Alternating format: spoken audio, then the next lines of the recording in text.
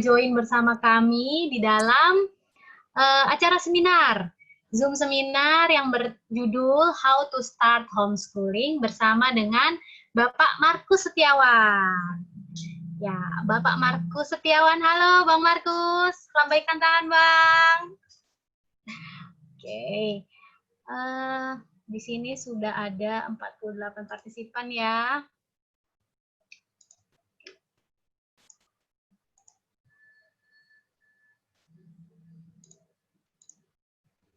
Sebentar ya, ini ada.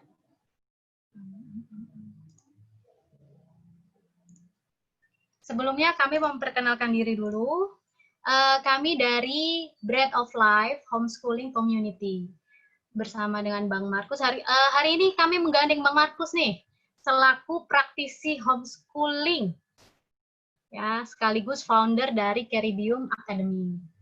Oke, sebelum memulai acara, kita akan mendengarkan persembahan spesial dari salah satu teman kita, anak homeschooling juga dari komunitas kami, yaitu Arin dan Ariela.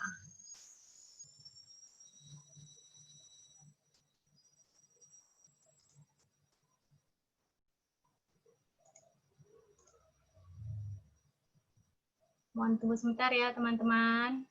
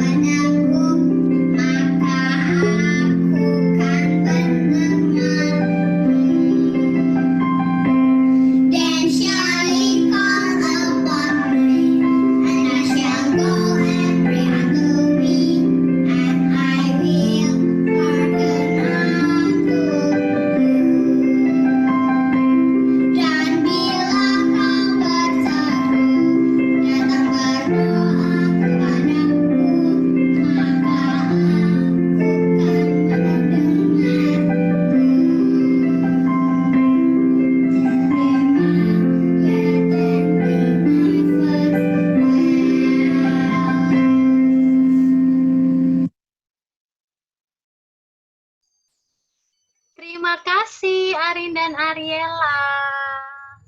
Untuk selanjutnya, sebelum memulai acara, tentunya kita akan berdoa terlebih dahulu. Doa akan dibawakan oleh Kak Tere. Apa Kak Tere sudah join di sini?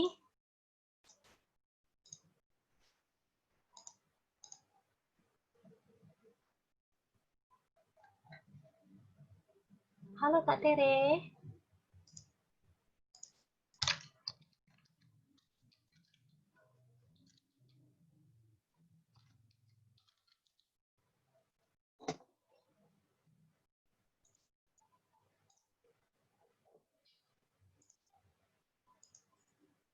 Oh, sorry teman-teman, ada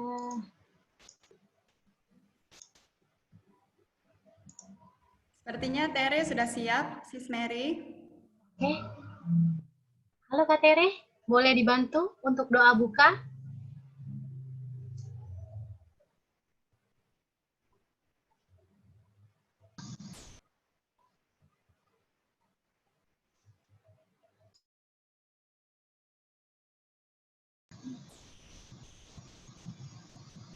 Halo?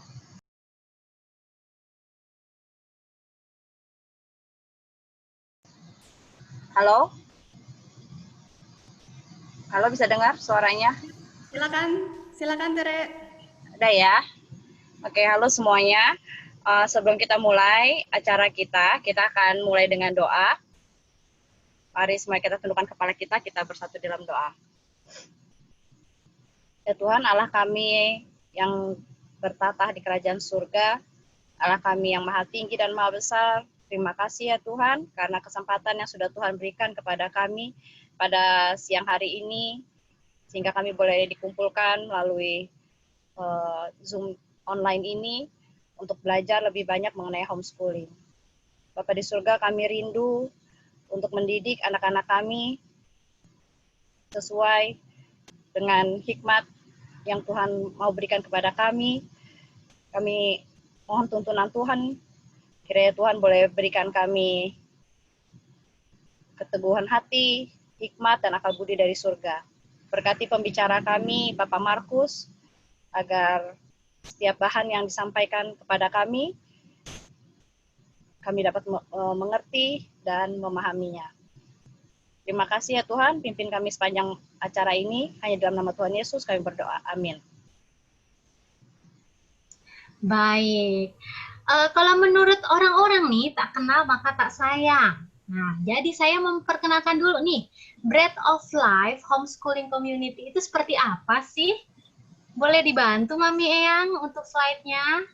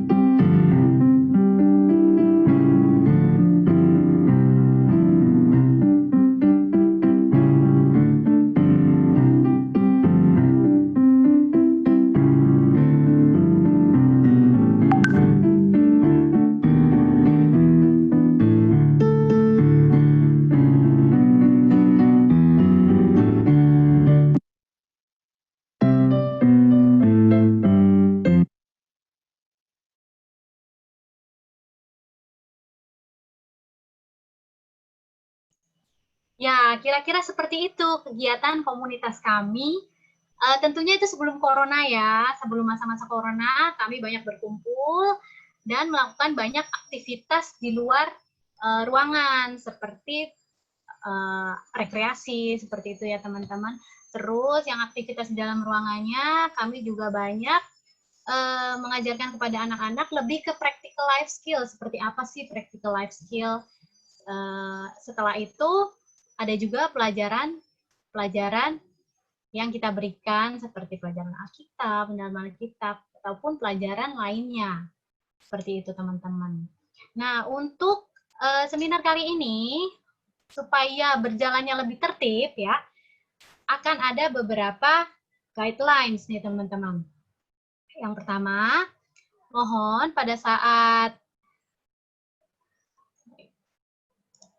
dimohon kepada semua peserta pada saat pembicara membawakan materi agar di-mute ya teman-teman ya, di-mute. Tombol mute ada di sebelah pojok kiri bawah yang gambarnya mikrofon. Nah, nanti akan ada juga sesi tanya jawab. Teman-teman juga bisa bertanya jawab melalui chat yang ada di bawah ya, teman-teman bisa diketik ya kalau ada pertanyaan. Nah, kita lanjut lagi aja ya. Untuk selanjutnya, sesi selanjutnya adalah perkenalan. Siapa sih Bapak Markus Setiawan ini? Mami Eyang, boleh dibantu slide-nya?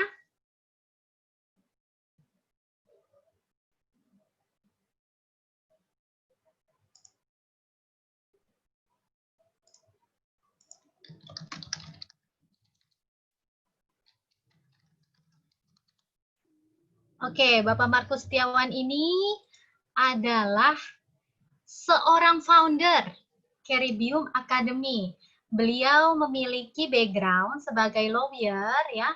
Beliau memiliki pengalaman 10 tahun di bidang hukum. Lalu beliau juga memiliki banyak pelayanan di luar pelayanan di luar seperti di Missionary Movement Indonesia, lalu ada di Healing Way Indonesia, dan sekarang beliau melakukan pelayanannya di Caribium Academy. Lalu beliau ini memiliki satu orang anak dengan seorang istri bernama Ibu Nancy Angku dan anaknya yang bernama Jose Juan William Sulaiman yang berumur 12 tahun. Kegiatan yang dilakukan beliau saat ini yang utama ya adalah melakukan kegiatan homeschooling untuk anaknya sejak 2013. Sejak si Jose Juan ini berumur 5 tahun. Oke, kita langsung aja yuk. Kita panggil Bapak Markus Setiawan untuk kita dengarkan materinya. Selamat menyaksikan teman-teman.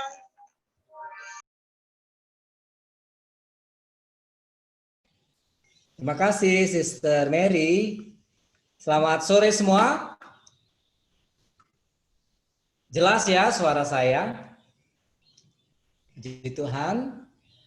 Senang untuk bertemu pada sore hari ini dengan Anda semua, walaupun saya melihatnya kotak-kotak. Tapi bolehlah terlihat wajah dan senyum Bapak Ibu sekalian. Jadi terima kasih buat teman-teman dari Bread of Life yang mengundang saya untuk boleh berbagi pada sore hari ini ya. Khususnya tentang how to start homeschooling dalam aspek legalitasnya gitu. Jadi kita banyak hal yang memang perlu dipelajari oleh orang tua di dalam memilih jalur homeschooling ini, dan perlu terus belajar dan mencari informasi ya. Dan mungkin sekarang ini salah satunya aspek legalnya. Dan saya percaya Anda juga waktu browsing di internet mendapatkan banyak informasi tentang legalitas gitu ya. Dari berbagai sumber ya.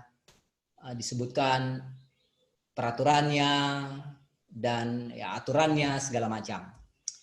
Jadi saat ini saya coba berbagi dengan satu materi yang semoga boleh membuka wacana kita semua lebih luas lagi untuk mengetahui lebih jauh tentang apa itu homeschooling ya. Oke. Jadi aspek legalitas homeschooling di Indonesia. Jadi kita coba akan buka, walaupun bicara tentang aturan pastinya akan banyak ya kalau mau dibuka. Saya sendiri juga perlu waktu kalau mau melihat lebih dalam lagi kan, karena ini hal yang mendalam, karena ternyata untuk homeschooling sendiri kita tidak bisa lihat hanya jalurnya homeschooling. Kita perlu lihat jalur yang lain juga. Kenapa terjadi demikian? Kita coba pelajari, kita coba lihat pembahasannya ya saat ini.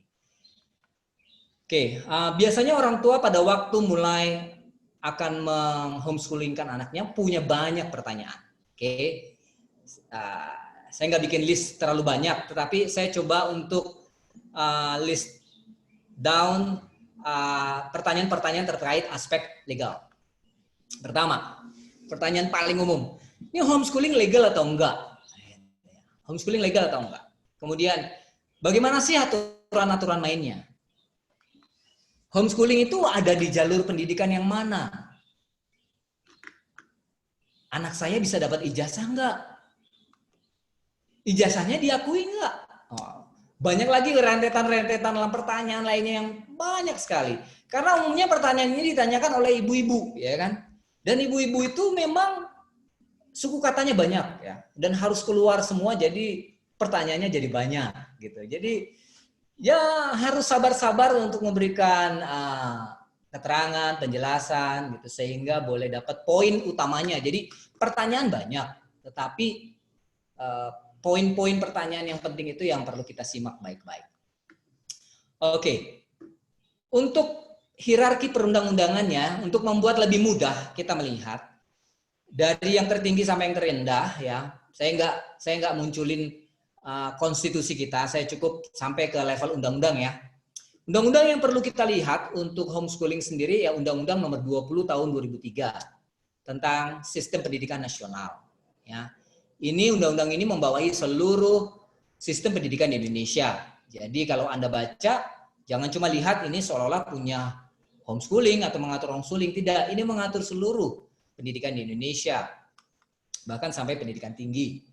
Kemudian yang kedua, peraturan pelaksanaan dari undang-undang ini adalah Peraturan Pemerintah Nomor 17 Tahun 2010 yang sudah dirubah dengan Nomor 66 Tahun 2010 juga tentang pengelolaan dan penyelenggaraan pendidikan.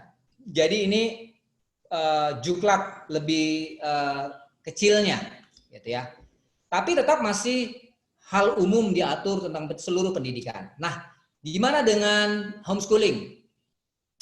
Ya, kita bersyukur walaupun homeschooling di Indonesia ini sudah berjalan lama dan semua berjalan itu mungkin ya sama ya berdasarkan kebiasaan, berdasarkan kebutuhan dijalankan oleh keluarga-keluarga di Indonesia. Tetapi pemerintah pada tahun 2014 mulai mengeluarkan petunjuk teknis, lebih teknis lagi tentang homeschooling dengan keluarnya Peraturan Menteri Pendidikan dan Kebudayaan Nomor 129 Tahun 2014 tentang sekolah rumah. Ya, jadi pemerintah pakai terminologi sekolah rumah di Permendikbud 129 2014. Jadi Bapak Ibu kalau mau lihat ini 3 aturannya. Anda bisa lihat dari yang bawah, dari yang paling teknis kecil, kemudian di tengahnya sampai ke undang-undang ya untuk melihat tentang homeschooling. Dan saya akan coba mengambil beberapa item dari peraturan-peraturan ini menjadi pembahasan kita pada sore hari ini. Nah, kita lihat di ayat 1, pasal 1 ayat 1 Undang-Undang Nomor 20. Ini undang-undangnya ya. Tahun 2003 bilang begini. Pendidikan adalah usaha sadar dan terencana. Sebentar ya, saya. Terencana untuk mewujudkan suasana belajar dan program pembelajaran, proses pembelajaran yang agar peserta didik secara aktif mengembangkan potensi diri untuk memiliki kekuatan spiritual, keagamaan, pengendalian diri, kepribadian, kecerdasan, akhlak mulia, serta keterampilan yang diperlukan dirinya, masyarakat, bangsa, dan negara. Kalau Anda lihat definisi dari pendidikan di ketentuan undang-undang ini, ya, ini usaha sadar terencana. Dan lihat untuk apa pendidikan itu dibuat. Anda lihat poin kuning di sana ada berapa item? 1, 2, 3, 4. Ada 4 item dari 6 ya. Kekuatan spiritual, keagamaan, pengendalian diri, kepribadian, akhlak mulia itu aspek yang nggak kelihatan ya, karena itu karakter, sifat, kebiasaan anak-anak. Dan kecerdasan, keterampilan ini yang sering kali ya kalau kita sekolah formal yang digenjot kecerdasan, keterampilan gitu ya.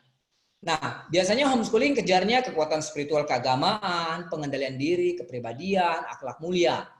Ya, sebenarnya lebih banyak, maksudnya konten untuk tujuan pendidikan itu lebih banyak di homeschooling gitu ya. Tetapi kenyataannya dalam aturan mainnya, sekolah rumah yang paling tertinggal sebenarnya di dalam hal aturan main, peraturan-peraturan. Tapi nggak apa-apa, kita coba lihat lebih lanjut.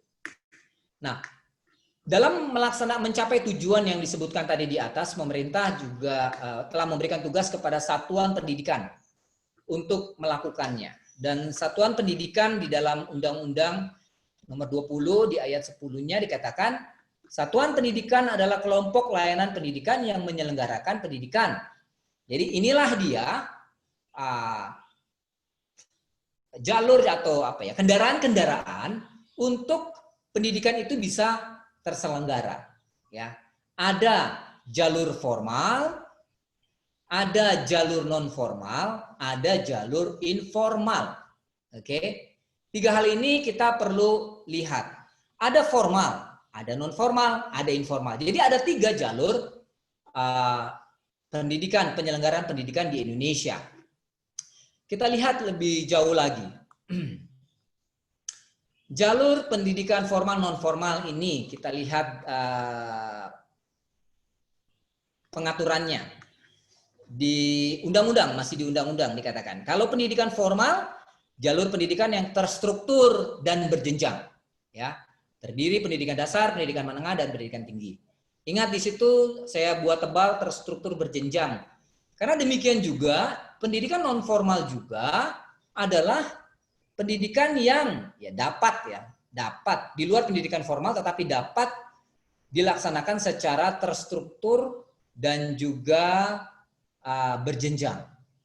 Ya, jelas dalam definisi ini ada struktur, ada jenjang yang diatur oleh undang-undang.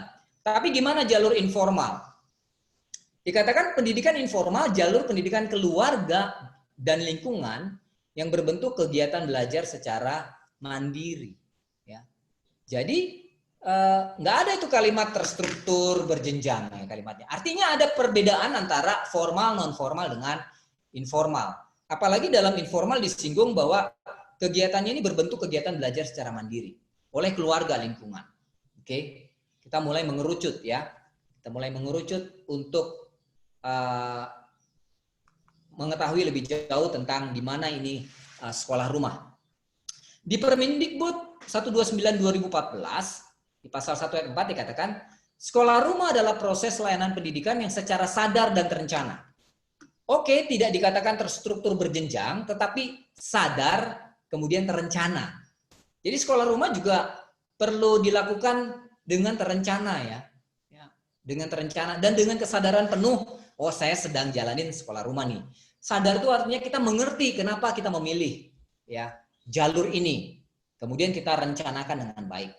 Dilakukan oleh orang tua, keluarga di rumah atau tempat-tempat lain dalam bentuk tunggal, majemuk, dan komunitas di mana proses pembelajaran dapat berlangsung dalam suasana kondusif dengan tujuan agar setiap potensi peserta didik yang unik dapat berkembang secara maksimal. Jadi tujuannya sekolah rumah, siswa-siswa sekolah rumah punya potensi yang unik dan perlu waktu lebih, perlu effort lebih untuk mengembangkannya. Pemerintah sudah tahu keputusannya kenapa orang-orang tua ingin mengambil jalur sekolah rumah ya, karena ingin mengembangkan sesuatu yang unik dari anak-anak mereka. Kelihatannya bagus ya, tetapi kita lihat lagi lebih jauh aturannya. Nah, kalau saya boleh simpulkan begini. Sekolah formal itu biasanya ada kurikulum yang jelas, kemudian sistem yang kompleks. Di sana ada organisasi, ada sarana prasarana, ada aturan, ada otonomi, ada otoritas yang jelas ya. Sekolah non formal kalau kita lihat lebih dalam lagi nantinya ada kurikulum, tapi sistemnya lebih semi kompleks, tidak seketat sekolah formal. Ada organisasi, ada sarana prasarana, ada aturan juga, ada otonomi, ada otoritas juga. Tapi sekolah informal itu umumnya kurikulumnya banyak sekali bebas ya. Banyak orang melakukannya dalam prakteknya itu bebas ya. Dan sistemnya lebih sederhana ya, sistemnya lebih sederhana. Kalau tadi kita lihat aturan-aturannya bahwa ini untuk mengembangkan minat anak atau hal yang unik dari anak, tentunya pengertian kita adalah ya kurikulumnya bebas ya untuk digunakan oleh orang tua. Yaitu pemahaman kita. Tapi ya pemerintah akan mengatur lain lagi, nanti kita lihat. Kemudian bisa jadi ada atau tidak ada organisasi, tidak dituntut sarana prasarana, ada sedikit aturan-aturan, belum full otonomi, dan tidak ada otoritas. Otoritas dalam artian ya beberapa kewenangan itu tidak dimiliki oleh sekolah informal ya, tidak diatur oleh pemerintah. Nah, bentuknya seperti apa nih sekolah masing-masing 3 jalur ini? Kalau sekolah formal itu bentuknya kalau Anda tahu itu ada PAUD yang formal ya, ada TK, RA, SD, MI, ya sekolah Muslim ya, ada SMP, ada SMA, ada MTS, ada SMA, ada MA, ada SMK dan lain-lain. Ada perguruan tinggi yaitu universitas, sekolah tinggi. Ya inilah bentuk yang formal. Kita semua mungkin sebagian besar dari kita hasil dari produk sekolah formal. Ya. Karena apa? Kalau Anda hasil produk sekolah di luar formal, nggak banyak tanya. Ya, tapi karena kita semua hasil sekolah formal, makanya waktu kita mau tahu tentang jalur yang lain, kita banyak tanya karena kita nggak tahu. Ya, nggak tahu banyak tentang jalur tersebut.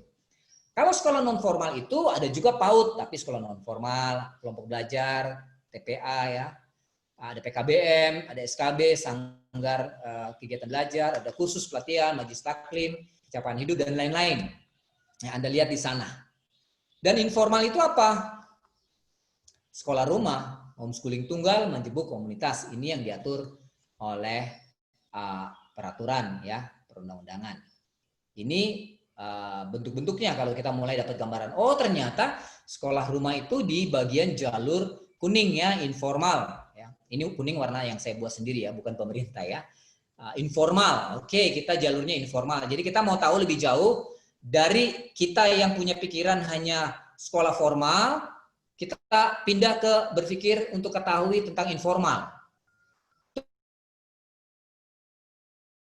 Terus formal, non formal nanti kita turun ke informal ya.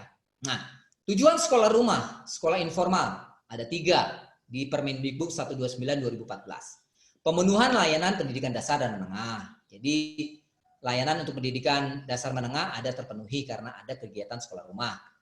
Melayani peserta didik memerlukan pendidikan akademik dan kecakapan hidup. Jadi sekolah rumah akan belajar hal tentang akademik, kecerdasan ya, pengetahuan, tapi juga kecakapan hidup. Kemudian yang ketiga, pemenuhan layanan pendidikan secara sadar dan teratur dan terarah. Jadi ini sekolah rumah nih tujuannya ini. Ya, jadi waktu kita mau masuk sekolah rumah kita lihat, oh saya ini memenuhi wajib belajarnya pemerintah kan, karena harus dipenuhi tuh layanan kepada anak. Oh ini saya juga harus ajarin akademik berarti, oh kecakapan hidup juga saya harus ajarin juga. Kemudian saya harus buatnya secara sadar, teratur, terarah. Itu gambarannya mungkin kalau kita boleh bahasakan dengan sederhana. Dan bentuk sekolah rumah itu sendiri dikatakan di Permendikbud 129/2014 ya, pemerintah yang mengatur nih ya. Kita kan stakeholdersnya memang ada yang wakil-wakil kita dulu mungkin membicarakan hal ini, tetapi ini sudah dikeluarkan pemerintah sejak 2014. Ada beberapa bentuk sekolah rumah. Yang pertama sekolah rumah tunggal. Ya, sekolah rumah tunggal ini adalah sekolah rumah dijalankan oleh satu keluarga. Nah, satu keluarga. Jadi dia sendiri menjalankannya tidak terkait dengan keluarga-keluarga lain. Itu dinamakan sekolah rumah tunggal. Kemudian ada sekolah rumah majemuk, yaitu beberapa keluarga bersama-sama saling bahu-membahu berbagi waktu, tenaga untuk mengajar anak-anak yang ada di antara keluarga-keluarga mereka. Ya, mungkin Bread of Life mungkin lebih ke sini nih modelnya mirip-mirip ya, komunitas sekolah rumah majemuk mungkin ya, beberapa keluarga berbagi materi-materi, berbagi pembelajaran gitu ya, karena udah nggak lagi sendirian, udah banyak dengan yang lain-lain. Tapi mungkin karena sifatnya tidak terikat kepada aturan yang ada di sekolah majemuk, jadi kombinasi ya antara masih sekolah rumah tunggal maupun sekolah rumah majemuk. Dan dua bentuk ini pemerintah minta untuk dan atur untuk didaftarkan di dinas pendidikan atau lembaga non formal. Jadi walaupun kita menjalankannya, kita perlu mendaftarkannya supaya pemerintah boleh mendata ada anak-anak Indonesia yang sekolah rumah dan sudah mendaftarkan diri. Begitu. Peraturannya didaftarkan di Diknas katanya, gitu, atau lembaga non formal. Nah, lihat tadi kan ada 3 lembaga, formal, non formal, sama informal. Ternyata untuk sekolah rumah yang informal itu didaftarkannya belok ke sekolah non formal. Ya. Oh kan bisa ke Diknas. Memang aturannya ada tentang itu didaftarkan di Diknas. Tetapi dalam prakteknya sepertinya di instansi dinas pendidikan tidak ada umumnya orang yang memegang secara khusus untuk menerima keluarga mendaftarkan anaknya. Ya. Sehingga seringkali dikatakan pemerintah sudah menyerahkan itu kepada jalur non formal saja untuk mendaftar. Jadi lewat sana saja begitu. Itu sebenarnya terjadi karena praktek saja sebenarnya. Kalau kalau peraturan mengaturnya sebenarnya Diknas juga harus menyiapkan jalur untuk para orang tua sekolah rumah tunggal datang mendaftarkan diri. Harusnya juga ada gitu ya. Jadi nggak bisa tidak disediakan harusnya. Tetapi dalam prakteknya banyak orang tua yang datang ke dinas pendidikan tidak bisa mendapatkan layanan karena tidak siapnya aparatur atau prosedur untuk mendaftarkan anak-anak kita. Oke, itu gambarannya. Nah, yang ketiga, bentuk sekolah rumah adalah sekolah rumah komunitas. Ya. Jadi sekolah rumah komunitas ini adalah gabungan dari sekolah rumah majemuk, 2 atau lebih sekolah rumah majemuk, bergabung bersama-sama, kemudian menyelenggarakan suatu sistem pendidikan yang terarah, teratur, terorganisasi, baik, saling kontribusi satu dengan yang lain. Dan untuk seperti ini pemerintah syaratkan sekolah rumah komunitas untuk memperoleh izin operasional kalau mau buat sekolah rumah komunitas, gitu ya. Harus dapat izin. Jadi kalau tadi kan yang pertama cuma daftar saja. Kalau ini harus dapat izin sebagai kelompok belajar di jalur non formal. Sebenarnya lucu ini ya, pemerintah ini. Kok dikasih izin jadi jalur non formal? Jadi sekolah rumah ini ada di informal, ada di non formal. Ya, saya nggak tahu, saya nggak pernah lihat model sekolah komunitas, rumah komunitas ini yang dapat izin kelompok belajar kemudian menjalankannya. Saya sendiri belum pernah ketemu ya. Tapi aturan mengatur tentang hal itu. Akhirnya sebenarnya kalau dia masuk kelompok belajar non formal, akhirnya jadi non formal ya, bukan lagi sekolah rumah. Oke, kemudian, ini dia. Gimana pengakuan legalitasnya? Kita lihat urutan-urutannya. Sekarang saya ingin lihat dari undang-undang ya, aturan yang tertinggi. Di undang-undang di pasal 27 ayat 2 dikatakan kegiatan pendidikan informal ya yang dilakukan keluarga dan lingkungan berbentuk kegiatan belajar mandiri. Hasil pendidikan di mana dimaksud ayat 1 diakui sama dengan pendidikan formal dan non formal. Jadi ini yang bertanya, legal enggak ya? Ini diakui sama. Kalau diakui sama ya sama dengan formal dan non formal sama. Jadi tidak ada perbedaan ya. Diakui oleh pemerintah sama, ini diatur oleh undang-undang. Tetapi ada catatannya, setelah peserta didik lulus ujian sesuai dengan standar pendidikan nasional pendidikan. Nah, gimana dengan peraturan pemerintahnya, peraturan yang lebih kecil? Dia sebutkan atau atur seperti apa?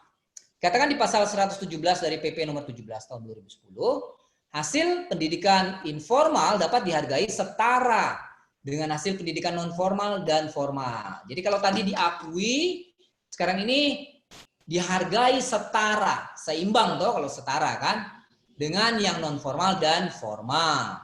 Oke.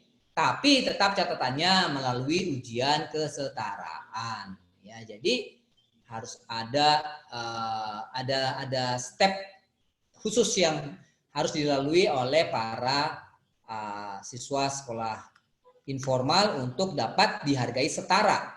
Ini oleh peraturan pemerintah. Nah, sekarang gimana yang lebih kecil lagi? Tadi kan Permendikbud 129 ya yang lebih kecil. Nah, Permendikbud 129 2014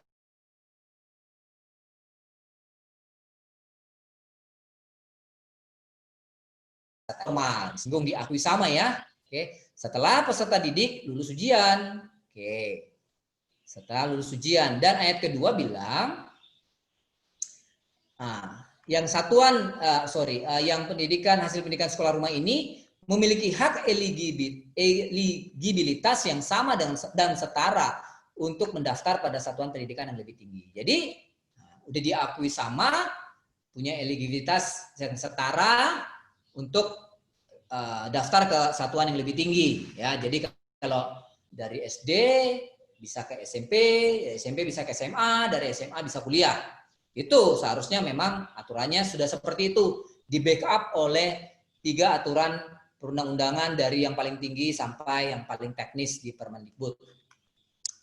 Nah, kalau Anda lihat, saya sempat coba cek anak-anak yang lagi mau sekarang istilahnya ini ya, SBMPTN, seleksi bersama masuk perguruan tinggi negeri. Jadi kan nanti ada ujian tulis berbasis komputer atau UTBK. Nah, untuk masukkan ujian ini, di sini diatur, Anda lihat di sini.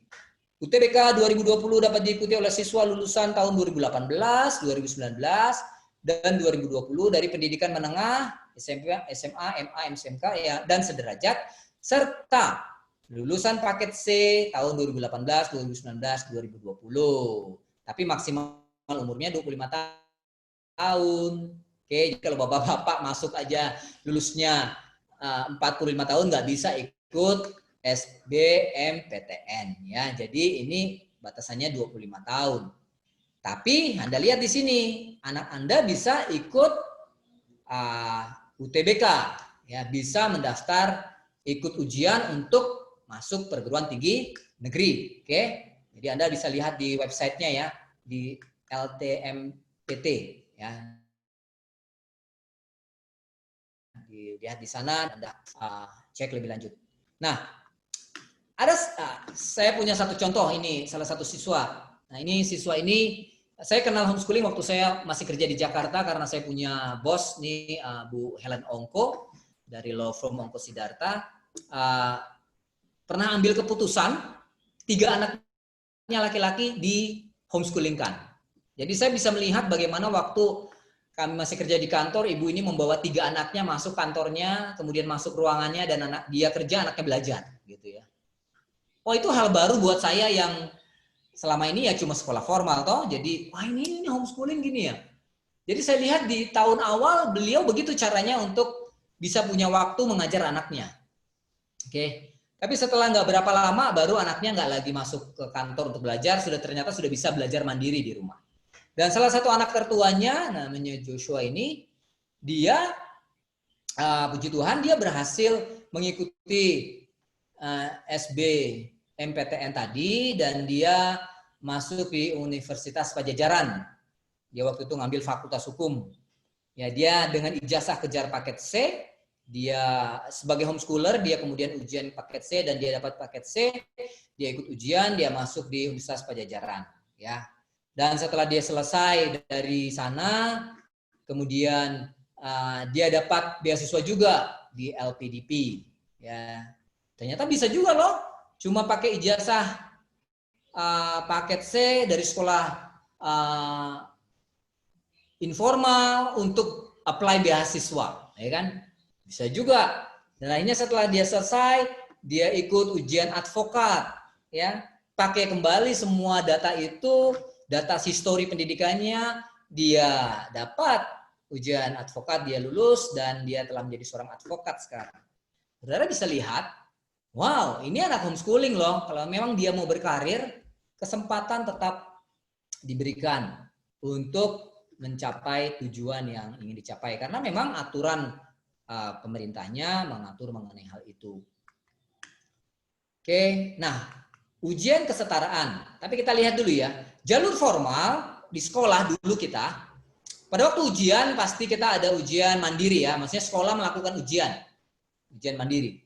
Kemudian jalur non formal juga ujiannya umumnya ujian mandiri, ya, non formal PKBM ujian sendiri, SKB ujian sendiri. Nah, gimana nih jalur informal? Apakah jalur informal melakukan ujian sendiri atau ujian mandiri? Ternyata tidak, ya. Pemerintah mengatur bahwa jalur informal ini ujiannya itu bisa nebeng atau dilekatkan kepada jalur non formal maupun jalur formal. Ya, jadi Anda lihat di sini. Kita punya, kalau Anda memilih jalur ini, akhirnya Anda sewaktu-waktu bisa ke non formal, bisa ke formal. Dan saya sudah untuk non formal dalam pengalaman kami sudah sering bantu ya sampai ujian mandiri. Dan tahun lalu juga saya berkesempatan untuk membantu seorang siswa untuk ujian mandiri di sekolah formal juga. Walaupun dia anak homeschooling. Ya. Dia ujian di sekolah formal. Dan ya lulus loh, dapat ijazah. Begitu. Jadi apa yang pemerintah atur dalam pelaksanaannya bisa dilakukan. Hanya memang waktu anak-anak sekolah informal melakukan ujian mandiri di sekolah non formal atau formal, yang harus diperhatikan adalah konten atau materi isi ujiannya. Anak-anak kita harus dipersiapkan untuk bisa ikuti. Kalau nggak siap, ya mereka nggak bisa gitu. Kita nggak bisa datang bawa soal kita ke mereka misalnya gitu. Kecuali memang ada kesepakatan atau pembicaraan yang akhirnya sekolah non formal maupun formal bisa menerima ya. Artinya semuanya pasti bisa disampaikan kalau kita memiliki alasan yang tepat. Jadi ini ya mengenai ujiannya Anda sudah melihat ini jalurnya. Jadi sampai saat ini pemerintah belum, saya nggak tahu apakah di kemudian hari akan ada atau tidak, belum ada jalur khusus untuk informal menyelenggarakan ujiannya sendiri, kemudian anak-anaknya dikeluarkan ijazah dari jalur tersebut, belum. Jadi waktu kita jalanin jalur informal, kita nggak boleh melupakan untuk mengetahui jalur non formal itu seperti apa. Karena anak-anak kita ujiannya di situ, kebanyakan anak-anak informal atau sekolah rumah ujiannya di jalur non formal di PKBM. Jadi kita perlu tahu ini PKBM ini jalannya kayak gimana ini, karena besok anak saya akan masuk ke sana. Bagi kita yang ingin dapat ijazah ya menjalankan sekolah rumah, karena ada aja mungkin orang tua yang tidak berniat untuk dapatkan ijazah gitu ya. Nggak apa-apa, bisa saja. Cuman wajib daftarnya tetap wajib. Hanya anak Anda yang nggak bisa mengikuti tingkat yang lebih tinggi ya dalam pendidikannya di masuk perguruan tinggi misalnya seperti itu. Nah, untuk ikut ujian ini maka siswa sekolah rumah wajib terdaftar sebagai siswa sekolah formal maupun non formal. Jadi nama anak-anak kita harus masuk ke sini. Ya. Dalam prakteknya banyak orang tua yang lalai di dalam hal ini. Sehingga sebenarnya waktu sebelum-sebelumnya itu ya sekolah non formal banyak bantu. Sekolah non formal. Sekolah formal nggak bisa bantu kalau sekolah formal.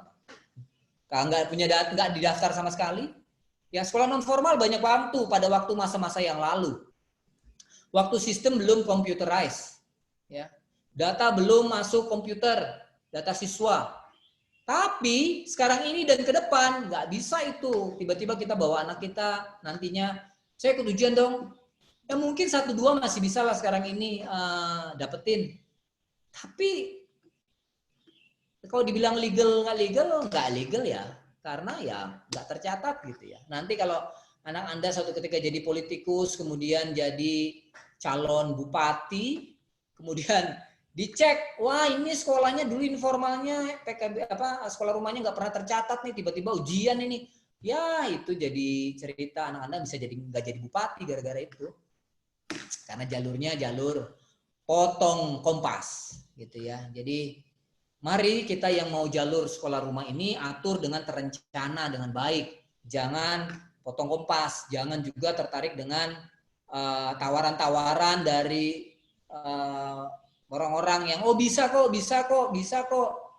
Wah, kita sedang mempertaruhkan untuk anak-anak kita ya hal yang saya rasa nggak tepat ya, karena kita sedang mendidik mereka untuk sesuatu yang teratur dalam hidup mereka. Kalau kita jalaninnya nggak teratur, juga nggak bagus ya.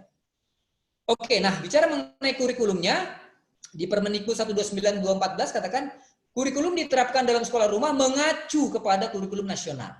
Oke. Di sini nggak dibilang kurikulumnya harus sama, ya. Atau kurikulum nasional berlaku, tapi dibilang mengacu. Kalau mengacu itu masih bias ya.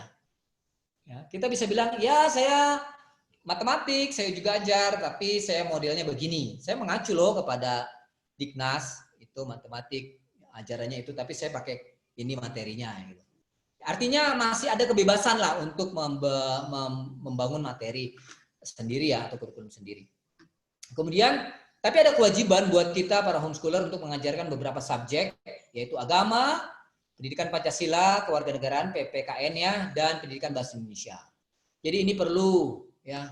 Saya pernah ada orang tua, anaknya mau didaftarin, tapi dari kecil diajarnya bahasa Inggris. Ya bagaimana, kasihan, mau baca soal juga susah. Dia nggak bisa ikut ujian nanti, dia stres. Stres bukan karena nggak bisa jawab soal, tapi nggak ngerti apa soalnya bilang. Jadi biarlah kita anak-anak kita belajar juga bahasa induk gitu ya, karena kalau maunya jalurnya di sini ya, kecuali ya jalurnya mau ujiannya di luar negeri atau gimana ya silakan. Supaya jangan ada masalah di kemudian hari. Oke, jadi ini mata ujian yang mata pelajaran yang perlu untuk dipelajari. Jadi kelihatannya kalau di sini wajib, berarti ada dong yang nggak wajib, gitu kan? Gitu aja toh. Oh ini wajib, oke deh yang wajib saya buat. Boleh dong saya pilih yang nggak wajib, yang lain-lainnya, kayak gitu kan. Yang penting wajibnya saya lakukan dan saya mengacu kepada kurikulum nasional. Nah, seperti itu. Kita bisa create kurikulum yang pas dengan anak kita. Kemudian kurikulum yang tadi disebutkan di kurikulum nasional tadi, dikatakan di ayat 3-nya, dapat berupa kurikulum pendidikan formal atau pendidikan kesetaraan. Dapat berupa loh. Ya. Kembali, kalimat ini kalimat yang luas ya pemahamannya ya, dapat berupa itu ya. Mirip-mirip ya, bolehlah, mirip lah, boleh-boleh gitu ya, gitu ya. Tapi karena di sini dibilang dengan memperhatikan secara lebih luas dan mendalam bergantung pada minat, potensi dan kebutuhan peserta anak didik. Karena pemerintah tahu orang tua ngambil jalur ini pasti ada tujuannya. Jadi pemerintah longgarin, kasih longgar sedikit kalau orang tua untuk bergerak. Enggak dibuat ketat seperti halnya sekolah formal dan non formal yang dibuat ketat oleh pemerintah aturannya. Di sekolah rumah pemerintah buka-buka sedikit ya. Untuk kita punya kebebasan bergerak ya menjalankan sekolah rumah. Kemudian, nah ini dia. Kalau bicara kurikulum ini mungkin gambarannya singkatnya yang Anda perlu lihat ya di ini kondisi kita saat ini. Jadi tahun 2013 ke bawah pendidikan kita, pendidikan dasar dan menengah itu memakai KTSP 2006 kurikulum di tahun 2006 ya. Kurikulum 2006 sampai tahun 2013. Dan di tahun 2013 pemerintah sudah mulai canangkan kurikulum 2013 yang tematik itu ya. Dan dimulai tahun 2013 tapi banyak menimbulkan protes dan macam-macam argumen. Akhirnya pemerintah bilang sudah sempat dimulai 1 tahun, tapi di 2014 pemerintah bilang oke, yang sudah mulai boleh lanjut, boleh balik lagi ke 2006. Jadi di transisi 2013 sampai 2020 itu ada yang menjalankan dengan masih KTSP 2006, ada yang sudah menjalankan 2013. Jadi pemerintah masih membolehkan. Namun nanti ada aturannya kita baca. Di tahun 2020, sekarang ini ya 2020, untuk tahun ajaran 2020-2021, berarti untuk besok nih anak-anak kita mulai sekolah di bulan Juli besok, pemerintah dalam aturannya mengatur semua sudah masuk harus pelajari kurikulum 2013. Ya, khususnya juga di kesetaraan untuk mulai pakai kurikulum 2013. Nah, ini dia aturannya. Permendikbud 160 2014 mengatur bahwa satuan pendidikan dasar dan pendidikan menengah dapat melaksanakan kurikulum tahun 2006 paling lama sampai dengan tahun ajaran 2019-2020. Jadi KTSP 2006 sampai tahun kemarin boleh dipakai di sistem pendidikan dasar dan menengah. Oke. Terus kalau kita ini sekolah rumah, apakah kita masuk ke satuan pendidikan dasar dan pendidikan menengah sebagaimana definisi ini Permendikbud? Nah, peraturan pemerintah nomor 17 bilang pendidikan kesetaraan berfungsi sebagai pelayanan pendidikan non formal pada jenjang pendidikan dasar dan menengah. Ya. Ini pendidikan kesetaraan ini. Ingat, ini memang bukan sekolah rumah. Tapi ingat, kita ujiannya di pendidikan kesetaraan. Ya, di non formal. Maka kita pun termasuk harus ikuti jalur jenjang pendidikan dasar dan menengah. Harus ikut aturan ini karena PKBM harus pelajarannya itu kurikulum yang baru, kurikulum 2013 dan ujiannya nanti mengacu di sana. Maka kita yang nantinya nempel ke sana untuk ujian, ya kita jangan pelajari lagi kurikulum 2006 tapi kurikulum 2013 gitu ya. Kita pelajari. Ya saya hanya singgung sedikit kurikulum ini ya. Mungkin yang bisa bicara tentang ini yang punya PKBM ya, yang pengalaman punya PKBM. Nah, di modul pembelajaran program kesetaraan tahun 2020 dan 2021 ini, kalau Anda lihat di website InModul Kemendikbud, ya, nah di sana pemerintah sudah sediakan materi-materi ajar yang bisa diajarkan kepada anak-anak kita. Ya, Anda bisa di sana dan ini e-book ya, e-book. Subjek-subjek yang pemerintah ingin kita ajarkan anak semua ada di sini, paket A, paket B, paket C ya. Anda bisa dapatkan. Jadi bagi para orang tua yang pengen mulai masuk ke sekolah rumah, kemudian saya ngajarnya pakai materi apa segala macam. Kalau belum punya yang khusus ya, yang Anda sudah atur baik-baik segala macam, Anda bisa pakai ini gitu ya. Inilah yang disediakan kurikulum nasional. Anda bisa pakai ini, ikutin dulu sambil belajar. Anda mulai, oh saya mau ini nih, saya mau modifikasi yang ini ya silakan begitu ya. Pemerintah kan kasih kebebasan juga toh. Tapi memang kurikulum ini juga ya cukup padat ya pelajarannya dan ya perlu dipelajari. Kemudian kalau dilihat aturan modulnya, jadi materi pelajaran sekarang pakai modul-modul ya, pemerintah pakai modul-modul dan dikatakan ada 15 modul untuk sekolah di SD ya, tapi di kelas 4, 5 dan 6 saja. 4, 5 dan 6 pemerintah sediakan 15 modul. Tapi di kelas 1, 2, 3 enggak. Berarti kelas 1, 2 dan 3 orang tua bebas pakai materi apa dengan tujuan apa kita gunakan. Kita cukup memiliki kebebasan yang luas. Ya, tapi waktu udah masuk kelas 4 kita harus perhatikan ini karena ini akan dipakai nanti untuk ujian kesetaraan di mana anak-anak kita akan ujian. Kemudian kelas 7, 8, 9 ada 15 modul, kelas 10, 11, 12 15 modul. Nah, gimana nih dipelajarinya? Jadi sekarang ini kalau dilihat aturannya dalam 1 tahun ajaran semester 1 ada 3 modul dipelajari. Ya, modul 1, 2 dan 3 karena biasanya semester 1 lebih panjang. Semester 2 lebih pendek karena banyak ujian ya. Dipelajari 2 modul. Tapi ini juga nggak baku ya, bisa aja Anda baru selesai 2 modul di semester 1 dan Anda kejar di semester 2, bisa saja. Tapi penilaiannya ya bisa ujian modul jadi nilai semester 1. Ya, itulah teknisnya nanti diatur oleh PKBM tempat ujian kesetaraan dilakukan. Nah, kalau Anda lihat mata pelajaran apa sih dari masing-masing paket ABC? Ya, ini dia nantinya pelajaran dipelajari di modul ya. Untuk paket A ada 8 pelajaran. Ya, Anda lihat di sini. Ada agama, budi pekerti, PPKN, bahasa Indonesia, matematik, IPA, pengetahuan sosial, pemberdayaan, keterampilan. Oh, di sini nggak ada bahasa Inggris ternyata, ya. Belum ada bahasa Inggris di sini.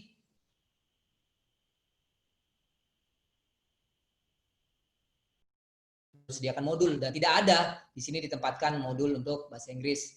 Kemudian untuk paket B-nya ada 9, ya. Di sini ada tambahan bahasa Inggris. Ya, bahasa Inggris ada tambahannya. Oke, ada bahasa Inggris tambahannya untuk SMP. Oke, ini total-totalnya nanti ya ini kalau belajar modul lagi atau bagaimana modul bisa dipelajari memang perlu sesi untuk menerangkan pada orang tua ya tentang hal ini. Teman-teman PKBM mungkin lebih mahir ya untuk bicara mengenai ini. Kemudian untuk paket C IPA ada 12 mata pelajaran ya. Walaupun di dalamnya ini di keterampilannya ada terstruktur, ada tersertifikasi ya, macam-macam nanti bisa dipelajari karena ada juga juklaknya di website tadi ya, di modul bagaimana menjalankannya. Nah, di sini ada beberapa jumlah pelajarannya, ada dari tingkat atau derajat awal di kelas 10-11 dan tingkat akhir di setara 12.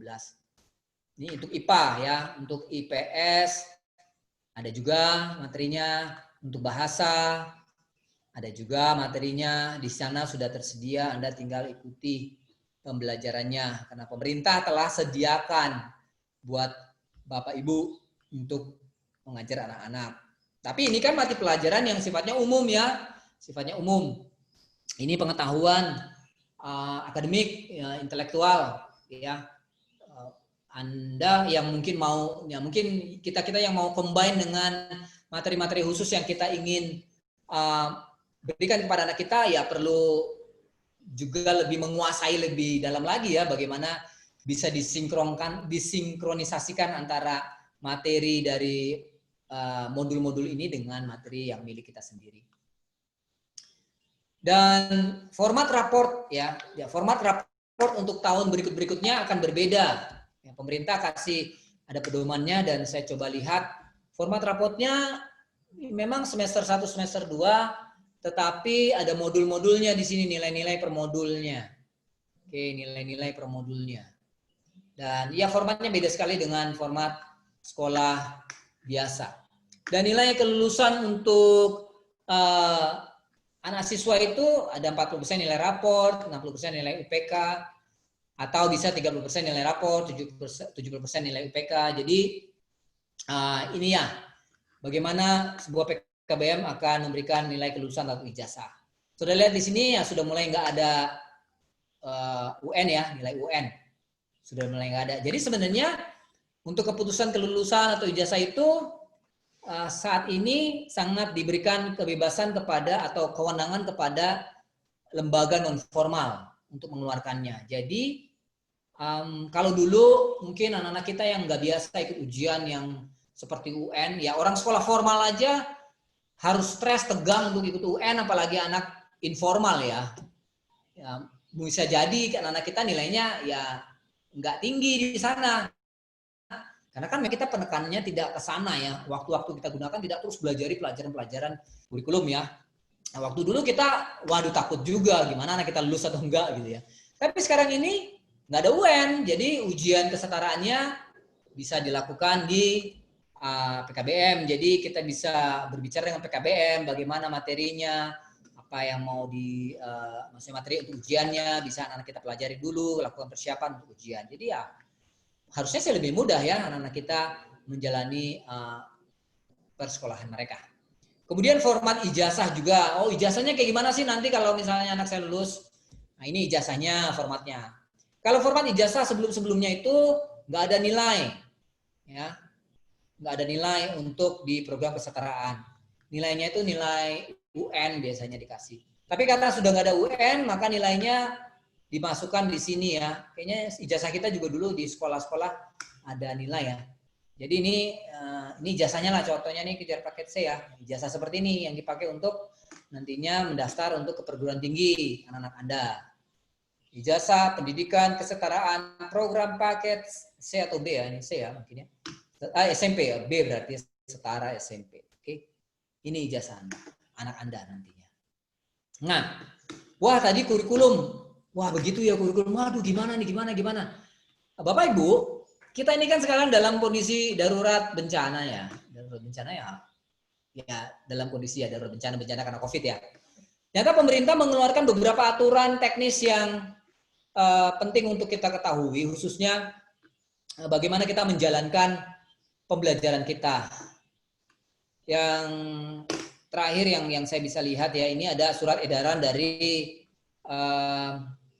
Sekretaris Jenderal ya, Pendidikan Departemen Pendidikan nomor 15 tahun 2020 tentang pedoman penyelenggaraan belajar dari rumah dalam masa darurat penyebaran COVID. Ya, jadi pedomannya nih, pedomannya berarti ini pedoman yang akan diikuti oleh sekolah formal, pedoman yang akan diikuti oleh sekolah non formal, pedoman yang diikuti oleh kita sekolah informal atau sekolah rumah. Anda bisa lihat nanti, Anda bisa cari di Google ini nih, SE nomor 15 2020 surat edaran Kementerian Pendidikan ya. Nah, saya ingin kasih ada beberapa poin aja dari surat edaran ini. Yang pertama ini di bagian 2 mengenai prinsip pelaksanaan belajar dari rumah. Dikatakan di sini kegiatan BDR, ini BDR ini belajar di rumah, dari rumah. Kegiatan BDR dilaksanakan untuk memberikan pengalaman belajar yang bermakna bagi peserta didik tanpa terbebani tuntutan menuntaskan seluruh capaian kurikulum. Wah. Jadi buat kita yang baru-baru mulai ngikutin misalnya materi modul atau apa, pemerintah kasih ruang untuk kalau nggak capai kurikulum, jangan targetan kurikulum ya, karena kan kita belajarnya di rumah atau nggak dapat bantuan lainnya ya dari sekolah. Ini khususnya sekolah ya, sekolah formal ya. Kalau sekolah informal sebenarnya kan sekolah belajarnya mandiri, mungkin aja bisa tercapai ya. Kemudian dikatakan BDR dapat difokuskan pendidikan kecakapan hidup. Ya, kecakapan hidup. Ini sekolah formal kan pelajarannya kecakapan hidup. Ya. Jadi anak-anak formal dan non formal ternyata pemerintah bilang, sekarang belajarnya kecakapan hidup ya, sama seperti anak-anak informal. Nah, gitu. Materi pembelajaran bersifat inklusif sesuai dengan usia jenjang, konteks budaya, karakter, jenis kekhususan peserta didik. Jadi lihat usia jenjang, inklusif ya, khusus ya. Kemudian hasil belajar peserta didik selama BDR diberi umpan balik bersifat kualitatif, berguna dari guru tanpa diharuskan memberi skor nilai kuantitatif. Jadi nggak ngomong-ngomong nilai lagi nih, gitu di dalam kondisi yang seperti sekarang. Jadi waktu kita belajar mengajar sekolah rumah dalam kondisi sekarang mungkin kita nggak terlalu banyak tuntutan ya, karena pemerintah juga tahu kondisi yang ada sekarang. Kemudian, memastikan kompetensi pembelajaran yang ingin dicapai, dilarang memaksakan penuntasan kurikulum dan fokus pada pendidikan kecakapan hidup. Ini perintah pelaksanaan belajar dari rumah oleh guru. Jadi guru nggak boleh paksa-paksa untuk tuntas kurikulum. Fokus kecakapan hidup. Ini pelajarannya, pelajaran literasi, numerasi. Ya, ini pelajaran-pelajaran yang perlu untuk dipelajari dalam kecakapan hidup pada masa COVID ini. Nah, bagian-bagian yang terakhir nih ya. Proses mutasi siswa. Orang tua banyak tanya, gimana sih proses mutasi siswa kalau mau pindah di luar kelas 1, kelas 7, kelas 10 ya. Kalau masuk kelas 1 ya gampang, mungkin masuk kelas 7 gampang, masuk kelas 10. Tapi kalau pindah di kelas 2 sampai kelas 5, di kelas 8, 9 atau di kelas 11, 12. Permendikbudnya atur bahwa harus lulus tes kelayakan dan penempatan diselenggarakan oleh satuan pendidikan formal yang bersangkutan. Jadi harus lulus tes. Jadi satuan formal dan non formal yang kita mau daftarkan anak kita ke sana, mereka bisa ya meminta anak kita untuk dites dulu ya. Saya tes ya, saya pengen tahu anakmu di mana gitu ya. Jadi itu kewenangan mereka. Kita nggak bisa, wah ini kan harus setara, ini kan sudah diakui, sudah setara. Enggak, pemerintahnya memang aturannya begitu. Jadi kita wajib hormati lembaga itu meminta kita melakukan itu. Jadi kalau proses mutasi mungkin kalau dari sekolah biasa masuk sekolah PKBM ya misalnya dari PKBM. Kenapa saya bilang PKBM ya? Kita kan gimana pun juga waktu kita masuk sekolah jalur informal, nama anak kita kan tercantum di PKBM. Jadi nama anak kita pasti akan masuk ke non formal atau PKBM. Walaupun kita jalaninya secara homeschooling.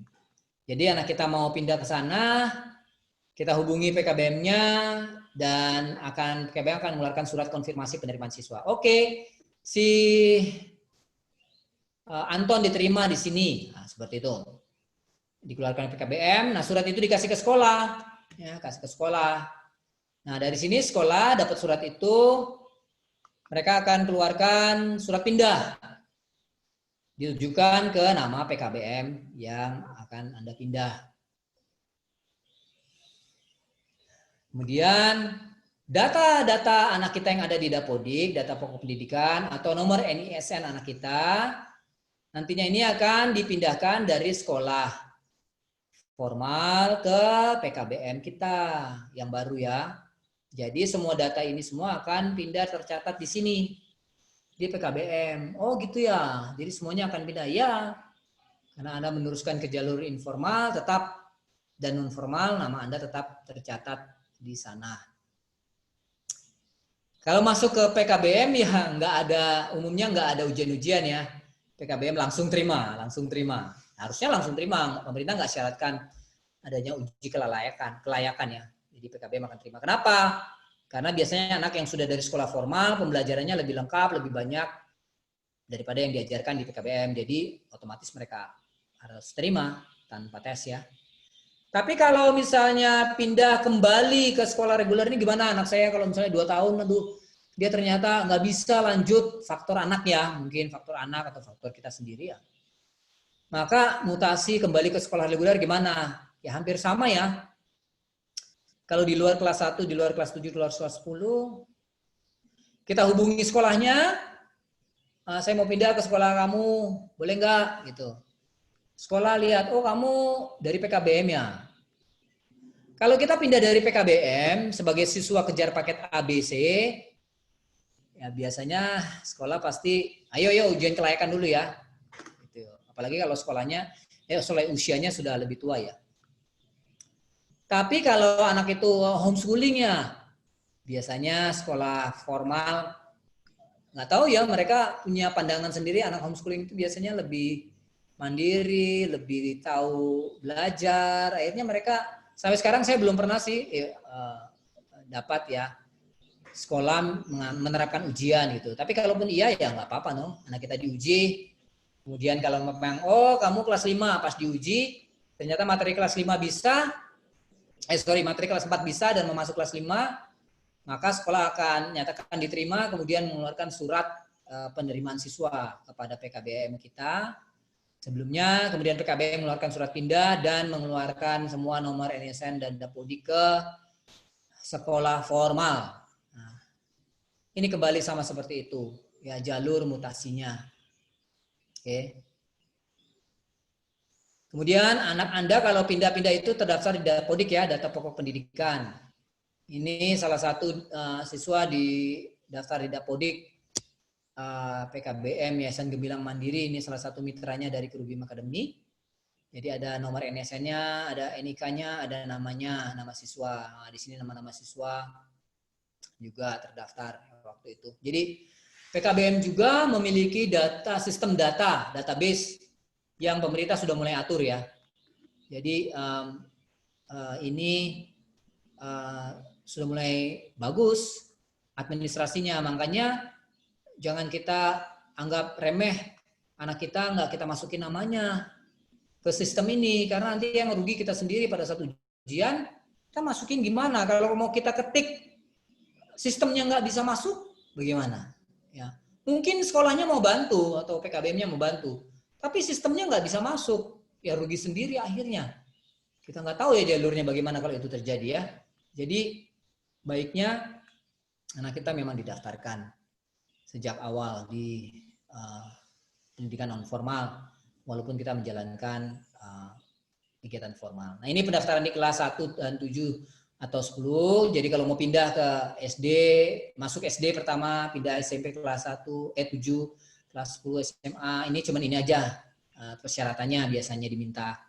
Terus kalau di luar ini biasanya ada tambah ijazahnya untuk kalau mau masuk SMA, mana SMP-nya? Ya, oh ini salah nih ya, harusnya SD sama SMP-nya. Kemudian raport semester berikutnya bagaimana? Diminta surat pindah, ada tes kelayakan mungkin ya. Seperti itulah proses mutasinya. Jadi ini gambaran legalitasnya, ini gambaran teknisnya, mutasinya, kurikulumnya yang ya saya bisa sharing ke Bapak Ibu saat ini yang nggak punya waktu lama, dan juga saya juga ya pengalaman juga masih terus belajar melihat kondisi yang ada, karena juga kan aturan-aturan dinamis ya, bisa saja berubah-berubah, apalagi menterinya baru nih kan. Saya nggak tahu apakah Mas Nadiem sudah masuk dan memikirkan gimana ngurusin non formal atau gimana ngurusin informal gitu ya. Bisa aja ada aturan-aturan baru yang muncul ya di kemudian hari. Jadi ini gambaran sekilas buat Bapak Ibu sekalian yang semoga boleh membuka wacana ya, pemahaman lebih luas lagi. Demikian dari saya, semoga bermanfaat. Saya kembalikan kepada hostnya, moderator. Terima kasih banyak Bang Markus. Sama-sama. Dan kita semua di sini sepakat ya bahwa kita minum sudah. ya. Silakan Bang, silakan minum dulu. Ya, Buat ya, teman-teman yang mau istirahat, minum dulu sebentar boleh. Luar biasa banget ya, teman-teman. Ternyata seperti itu, dan homeschooling itu pun ternyata legal juga gitu ya, bisa diterima juga. Di negara ini juga ada peraturannya. Wow, dan saya baru benar-benar tahu di sini. Gamblang banget, jelas banget. Oke, untuk sesi setelah ini, kita akan ada sesi sharing nih dari teman-teman Bread of Life yang sudah pernah mengikuti proses UN. Sebelumnya boleh ya kita foto-foto dulu. Boleh teman-teman dibantu nyalakan videonya. Bang Markus, kemana ini Bang Markus ya? Boleh dinyalakan videonya. Kita mau narsis sebentar nih. Oke. Mami Eyang, sudah siap Mami Eyang? Bisa. Sebentar ya. Mami Eyang. Oke, udah semuanya ini? Masih ada lagi? Oke, kita hitung ya. 1, 2, 3. Sekali lagi. Oh, masih ada yang nambah. Tunggu dulu. Oke, kita hitung lagi. 1, 2, 3. Oke, terima kasih. Terima kasih semuanya. Oke, kita lanjut ya untuk sesi sharing dari teman-teman kita, adik-adik kita yang kemarin sempat nih ngejalanin proses ujian negara. Nah, kita panggil yuk bareng-bareng, namanya Abraham sama Timi. Abraham, Timi. Di mana ya? Abraham, Timi.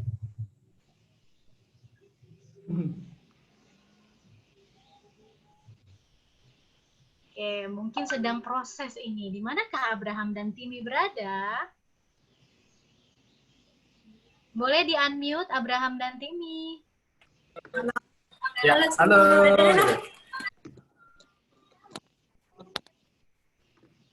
Wait. Tunggu sebentar. Nah, ini dia teman kita. Oke. Teman-teman yang lain boleh ya minta tolong di mute. Nih, adik kita ini ada Abraham dan Timi di sini yang akan sharing pengalaman mereka nih. Halo Abraham, Timi, dengan Aunty Mary di sini. Kakak aja ya, kakak. Aku masih muda loh. Cuma beda 5 tahun sama kalian, Kak. Oke, Abraham dan Timi. Kakak Mary mau tanya nih, bagaimana sih kalian udah ini ya, udah proses UN ya kemarin ya? Benar? Iya, Oke. benar. Benar ya. Bagaimana nih prosesnya nih? Kakak Mary mau tanya dulu deh, persiapan kalian selama menghadapi UN tuh apa aja sih?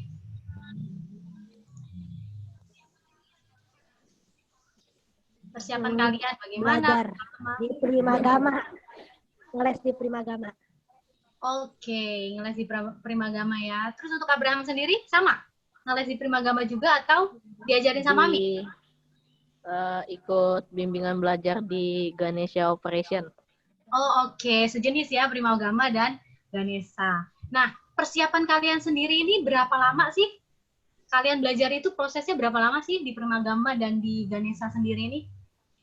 1 tahun. 1 tahun ya, berarti sebelum ujian tuh 1 tahun kalian udah daftar dulu ya, Mami Papi udah daftarin ya. Ya. Untuk pelajarannya sendiri gimana? Kalian bisa nyesuaiin nggak? Bisa. Cerita dong. Dijabarin dong. Jadi, apa aja sih yang kalian pelajari? Terus kesulitan kalian apa? Boleh nggak sharing-sharing? Yuk, cerita yuk. Boleh Abraham dulu deh. Boleh cerita yuk Abraham yuk.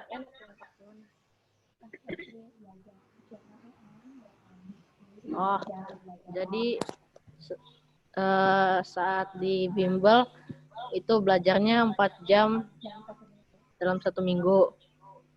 Habis itu di rumah juga beli buku yang tentang pelajaran yang mau diunkan. Oke. Jadi dalam seminggu itu 4 hari ya. 1 hari itu di sana belajar berapa jam? 1 minggu 4 jam. Oh, 1 minggu 4 jam. 2 hari seminggu. 2 hari seminggu. Jadi di dalam 2 hari ini bisa ada 2 jam kalian belajar ya. Untuk Timi sendiri gimana, Timi? Kalau Primagama seminggu 3 kali. Primagama seminggu 3 Kali kali. pertemuan 2 jam. Oke. Kalau di rumah juga beli buku. Di rumah juga beli buku ya. Menurut kamu ujian negara tuh susah nggak sih? Ada yang susah, ada yang gampang. Ada yang susah, ada yang gampang ya. Ada kesulitan nggak kalian di dalam mengikuti ujian negara ini? Sedikit. Sorry, aku nggak dengar. Tapi bisa. Bisa ya, pasti bisa ya.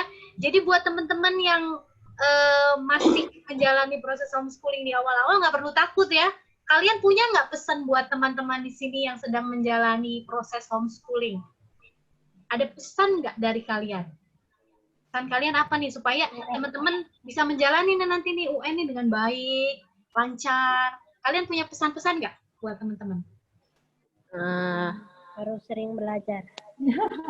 Harus sering belajar pasti. Terus apa lagi? Bahwa dalam doa. Bahwa dalam doa. Yes, ada lagi? Jangan takut. Jangan takut.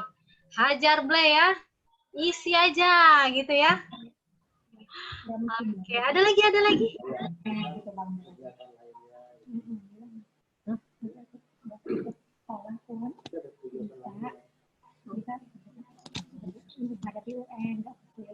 Atau maminya nih, atau maminya yang mau cerita.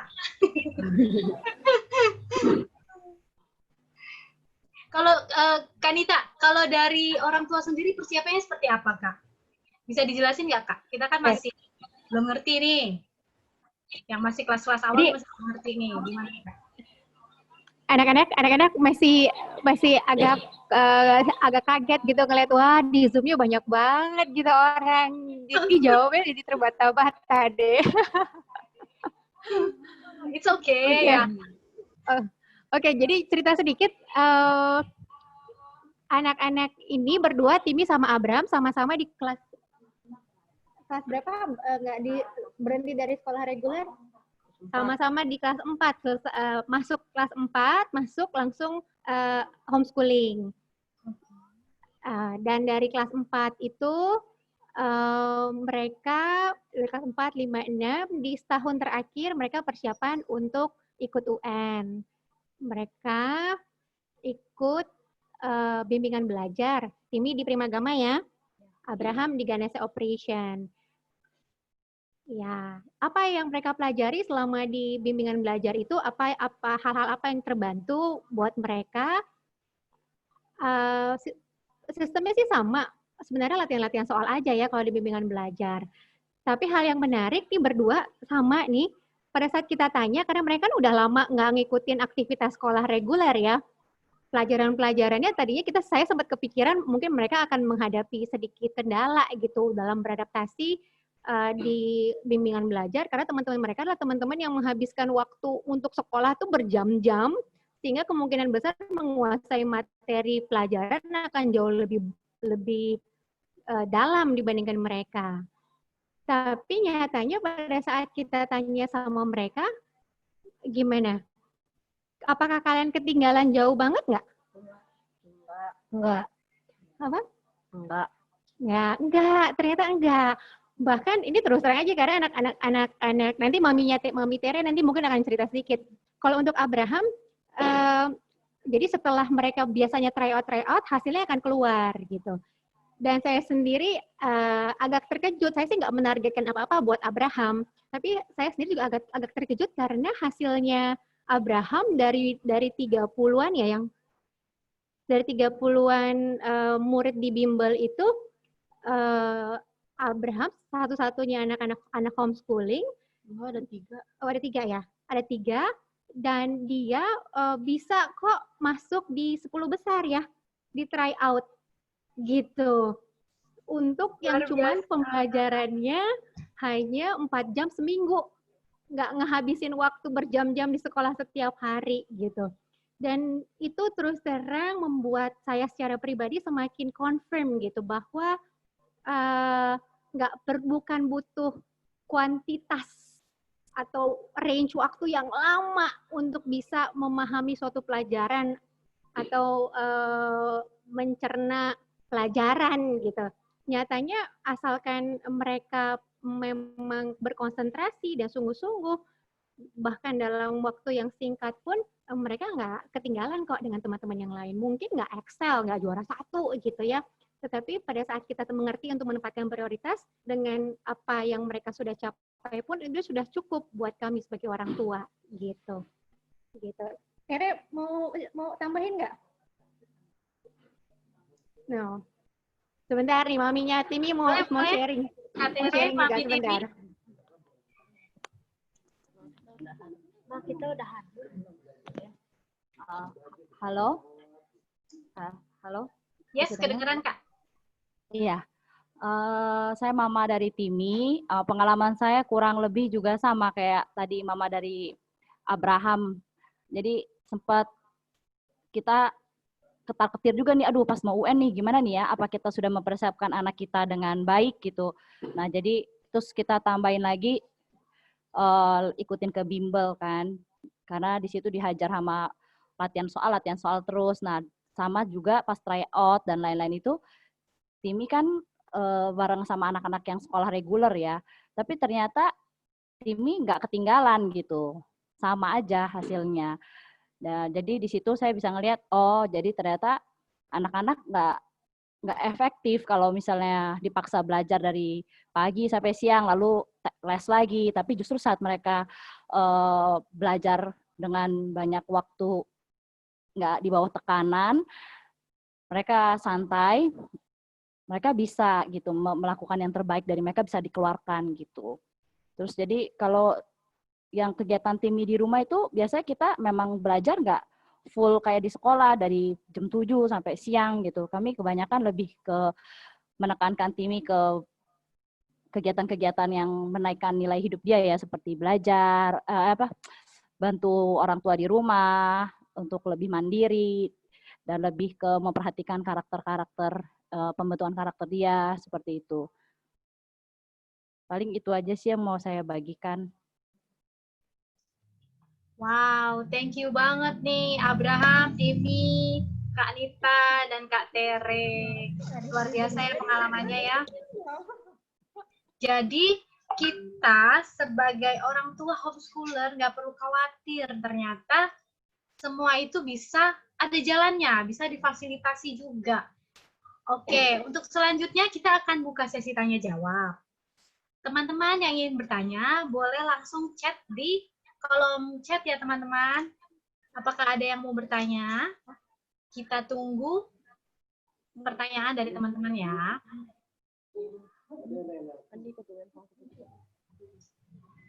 Kira-kira sudah cukup jelas ya teman-teman ya? Boleh dong dikasih jempolnya biar saya bisa ngeliat kalau sudah cukup jelas.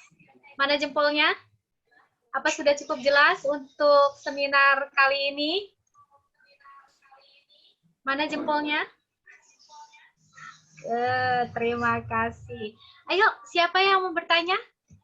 Yang mau bertanya silahkan drop pertanyaan di kotak chat. Kami tunggu ya.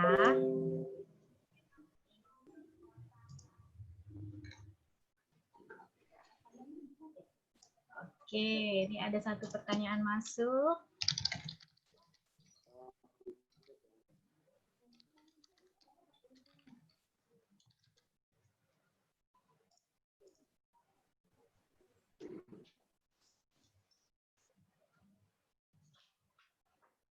Oke, ini ada pertanyaan masuk dari Kak Tabita di Jonggol. Kak Tabita, untuk anak Bang Markus, apakah sudah ready? Bang Markus? Berarti kita tunggu sebentar lagi, mungkin kita tampung dulu semua pertanyaan. Oke, boleh. Kita tampung dulu semua pertanyaan. Bang Markus.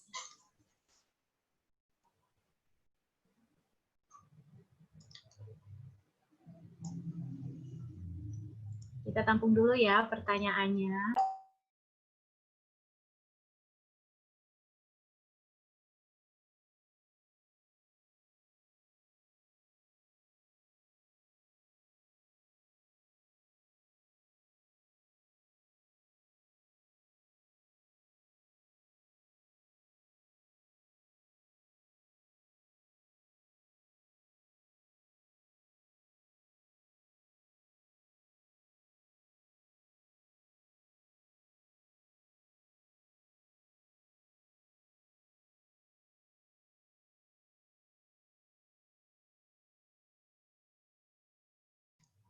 Sudah ada beberapa pertanyaan yang masuk. Saya kumpulkan dulu ya, teman-teman, pertanyaannya.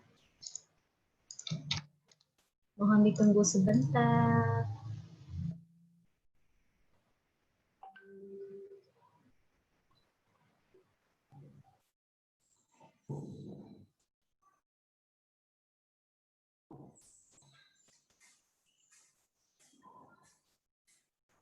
Oke, Sis Meriat. Sepertinya Bang Markus sudah siap untuk mendengarkan pertanyaan-pertanyaan kita sore hari ini. Oke, kita lanjut ke sesi tanya jawab ya Bang Markus. Siap Bang Markus? Sorry Bang Markus, mohon di-unmute Bang Markus. Yes. Untuk pertanyaan pertama nih Bang Markus, dari Kak Tabita di Jonggol. Pertanyaannya adalah, untuk anak yang mutasi dari formal ke homeschooling, apakah harus langsung daftar ke PKBM atau hanya pada tahun ujian saja, yaitu kelas 6, 9, dan 12? Bagaimana dengan pengisian raport? Siapakah yang mengisi nilai? Oke, jawab ya. Iya. Oke, mungkin pertanyaannya tadi muncul sebelum pembahasan yang terakhir ya, tentang mutasi kan, dan masuk sekolah. Jadi dalam praktek yang seringkali terjadi pada masa-masa sebelumnya, pada masa sebelum sistem computerized data siswa anak muncul ya, atau dibangun oleh pemerintah, banyak orang tua memang waktu mau anak kita ikut ujian itu daftarnya sudah mau dekat-dekat ujian didaftarkan gitu ya. Dan banyak sekolah yang oke, kita terima masuk, ya pemerintah pun nggak ada sistem cek lagi, yang mereka terima siapa-siapa yang nama didaftarkan karena diberikan kepercayaan kepada satuan-satuan pendidikan non formal untuk mendaftarkan calon-calon peserta ujian, ya bisa dilakukan. Hanya saja dengan sistem Dapodik sekarang ini, kalau tiba-tiba kita masukin anak kita untuk ujian kelas SD lah 6 ya, atau SMP kelas 9, kelas 12. Nanti calon peserta ujian itu diambil dari data Dapodik. Kemudian dicek, nggak ada Anda masuk data Dapodik gitu. Nggak bisa masuk gitu. Jadi bukannya PKBM-nya yang nggak mau bantu gitu. Tapi sistem yang sudah membatasi PKBM leluasa seperti dulu-dulu mungkin. Seperti itu. Jadi kan kita beresiko ya, kita jalanin anak kita dari kelas 1 sampai kelas 6, pas mau masuk kelas 6 mau ujian, problem karena sistemnya nggak memungkinkan itu terjadi. Gimana? Rugi sendiri. Jadi, dan ada orang tua yang begini, oh kan yang dipakai datanya data ujian, itu data raport kelas 4, kelas 5, kelas 6 nih kalau SD ya, 4, 5, 6. Udahlah saya masukin anak saya di kelas 4, 5, 6 aja deh. Kan terdaftar 3 tahun, ada nilai raportnya di sana supaya bisa ikut ujian. Kembali ya, sebenarnya ini pun hal yang ilegal ya. Harusnya yang dari 1, 2, 3 juga sudah tercatat gitu ya. Saya nggak tahu apakah juga pemerintah waktu anak dimasukin kelas 4, saya lihat, ini kelas 4 masuk Dapodik. Terus 1, 2, 3-nya sejarahnya dari mana ini anak? Nah gitu ya. Kalau misalnya sistem menolak, anak-anak nggak bisa masuk kelas 4 bahkan gitu untuk terdaftar. Jadi bijaknya adalah daftarkan sejak kita mengambil keputusan anak kita homeschooling. Kalau dia kelas 1 ya daftarkan sejak kelas 1. Kalau dia pindah kelas 2 atau kelas 3 ke sebuah lembaga non formal untuk didaftarkan, daftarkan ya. Supaya secure kita anak kita bisa menjalani kegiatan belajar mengajar dan juga kesempatan untuk ujian ataupun ya namanya terdaftar sebagai peserta yang bisa diluluskan pada tahun ajaran nanti pada saat anak kita memang harus lulus. Itu yang pertama. Yang kedua mengenai raport. Ya, raport memang secara formalnya atau yang diberi kewenangan untuk raport, otoritas untuk mengeluarkan raport itu lembaga formal, non formal ya, non formal dan formal. Jadi ada seseorang yang bilang lembaga informal ini, satuan informal ini bukan satuan pendidikan, cuma pelayanan pendidikan. saya sendiri sebenarnya nggak setuju juga pendapat itu, sehingga nggak bisa mengeluarkan raport gitu ya. Karena apa? Karena undang-undang bilang satuan pendidikan itu ada 3, dan salah satunya informal. Tapi memang karena pemerintah belum mengatur tentang detailnya bagaimana formal itu, informal itu berjalan, teknisnya kalau memang mau raport atau mau ujian gimana, kita tetap attach ke prosedur dari non formal, yaitu sekolah non formal lah yang akan mengeluarkan raport anak-anak. Nah, tapi gimana itu nilai raportnya, dari mana dapatnya segala macam? Itu kan bisa ada perbincangan antara orang tua dengan PKBM. Kalau PKBM-nya terbuka, kalau PKBM-nya ngerti, membantu homeschooler, homeschooler friendly ya, gitu ya. Kalau demikian. Tapi kalau mereka bilang, oh enggak nih, enggak bisa, ya enggak bisa, gitu ya. Jadi ya, orang tua disitulah letaknya. Kadang berhadapan langsung dengan PKBM, ya apa-apa keputusan PKBM kita ikuti, tetapi ternyata misalnya ya kalau dalam kasus, ada kasus kan orang-orang di PKBM mungkin berpikir yuk bisa masukin, tapi ternyata pas dilakukan proses nggak bisa jalan, kasihan juga. Baiknya sih orang tua sekarang ini lebih aman menjalankan atau mendaftarkan anak-anak supaya dan mengerti juga bagaimana berhadapan dengan PKBM ya, gitu. Kalau enggak ya repot juga. Makanya kalau kami kan fasilitator homeschooling, jadi ya seringkali kami mewakili orang tua berhadapan dengan PKBM gitu. Jadi orang tua punya kepentingan, kita hadapkan ke PKBM, kita ngobrolin, kita cari solusi untuk menolong orang-orang tua yang homeschooling. Nah, seperti itu biasanya. Oke, itu aja mungkin.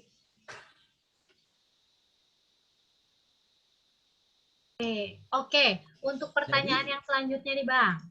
Ya. Sorry.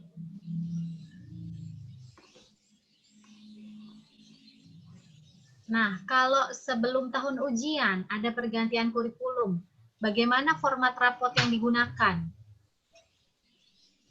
Seperti itu, Bang. Sebelum tahun ujian ada pergantian kurikulum. Ya, saya nggak bisa menjawabnya ya, karena ini hal yang sangat teknis sekali, yang pastinya apa ya, seperti yang kita pelajari tadi kan, bahwa mulai sekarang ini anak-anak kita mulai pakai kurikulum dengan model yang baru, ya kan. Tentunya format raportnya baru ya, sejak 2020-2021 seharusnya format raport kita di tahun ajaran besok ini harus format yang baru. Nah, seperti itu. Bukan lagi format KTSP berdasarkan KTSP 2006 gitu, karena sudah format yang baru. Jadi kita harus mulai menyesuaikan ya dengan modul-modul tadi. Artinya modul ini satu pelajaran ujian dapat nilai itu dikumpulkan, dicatatkan, diperhitungkan. Nah, seperti itu. Ini mulai jalan ya. Saya nggak tahu, karena kan PKBM ini kan lembaga yang, atau non formal PKBM ini. Jadi gini, pemerintah sendiri secara kemampuan untuk mengurus sekolah-sekolah formal aja kesulitan, terus terang aja. Makanya non formal sendiri atau PKBM itu banyak sekali sekarang ini masih ketinggalan gitu, masih ketinggalan. Walaupun sudah dibimbing segala macam, masih ketinggalan. Masih banyak PKBM yang mungkin kecil, yang nggak mampu, yang nggak bisa ngikutin update segala macam. Jadi masih banyaklah pembenahan dilakukan di non formal. Sementara makanya pemerintah belum bisa touch kita yang informal gitu loh. Jadi kita masih terus digandengkan non formal, digandengkan non formal. Konsekuensinya ya kita ikutin apa yang ada di non formal tersebut. Jadi kalau nanti tuh gimana nanti rapotnya segala macam. Biasanya sih sedalam pengalaman saya, mereka-mereka yang di PKBM itu dalam pelaksanaan bikin raport, bikin apa segala macam, selalu mereka itu berkonsultasi dengan dinas pendidikan. Selalu. Mereka nggak pernah berani untuk buat sesuatu tanpa konsultasi dan ini oke, dinas kasih petunjuk, nah mereka lakukan. Biasanya seperti itu. Jadi kita yang orang tua ya tinggal tanya ya diskusi dengan PKBM itu gimana untuk format raportnya kayak gitu. Itu aja. Oke, selanjutnya nih Bang. Ya. Apa yang terdaftar di PKBM ada Bu? ada punya NISN, karena saat mau daftar di ruang guru harus punya NISN. Ya. Saat tanya ke Pak Markus, katanya tidak ada. Kebetulan anak saya juga ikut Kerubium.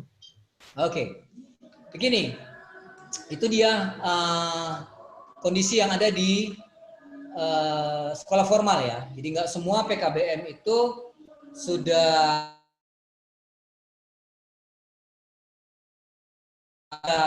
akreditasinya lah, katakanlah akreditasinya sudah memenuhi untuk keluarnya NISN tersebut. Tetapi puji Tuhan ya, sekarang ini tahun ya sekitar 1 bulan lalu, saya mendapatkan info dari mitra PKBM kami, ini anak-anak sudah ada NISN-nya. Memang saya belum kasih tahu kepada orang tua sekarang karena saya pikir nanti lo tahun ajaran baru saya mau kasih tahu ya. Jadi sudah ada nomor-nomornya. Anak saya sendiri waktu tahap awal sampai kemarin-kemarin ya nggak punya NISN. Tapi memang begitu yang terjadi gitu. Tapi waktu ujian nanti baru biasanya dapat dikasih NISN sama pemerintah. Jadi pemerintah kan ngerjain benahinnya itu nggak langsung semuanya bisa jadi gitu ya. Tapi ya saya bersyukur sudah ada semuanya. Tinggal satu anak yang memang sedang coba di search. Kenapa? Karena jangan-jangan dia nomornya ada di sekolahnya yang lama karena dia baru pindah dari sekolah yang lama juga. Jadi begitulah kita tracing dan akhirnya mendapatkan. Puji Tuhan ya, sekarang sudah dapat. Jadi sekarang anak-anak yang baru terdaftar dan ternyata sistem dapodiknya PKBM ini sekarang sudah mulai meningkat. Setiap anak yang baru masuk akan langsung dapat NISN. Jadi ingat ya, jadi memang pemerintah ini progresif terus gitu loh. Nah, kita harus ikutin apa yang terjadi gitu ya di lapangan. Terima kasih pertanyaannya. Oke, lanjut ya Bang ya. Ini banyak yang antusias nih kasih pertanyaan ke kita nih. Oke. Sering ada rumor bahwa ijazah paket C itu susah mendapatkan pekerjaan. Apakah bila ini terjadi bisa dibantu oleh proses hukum yang dapat menguatkan? Bantu oleh apa?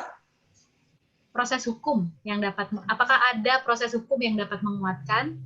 Oke, jadi anak paket C misalnya ya, langsung kerja atau dia kemana dulu gitu ya? Yang rumornya banyak, katanya paket C nggak bisa daftar ke fakultas kedokteran gitu ya. Saya sendiri belum pernah ngalami yang hal itu ya.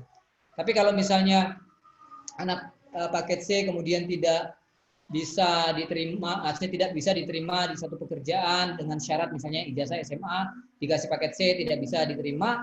Kalau bicara jalur hukum ya bisa kita menggugat. Cuman kan memang pekerjaan itu saja gitu kan, banyak pekerjaan yang lain kan. Ya. Tapi di sisi lain mungkin ada gini.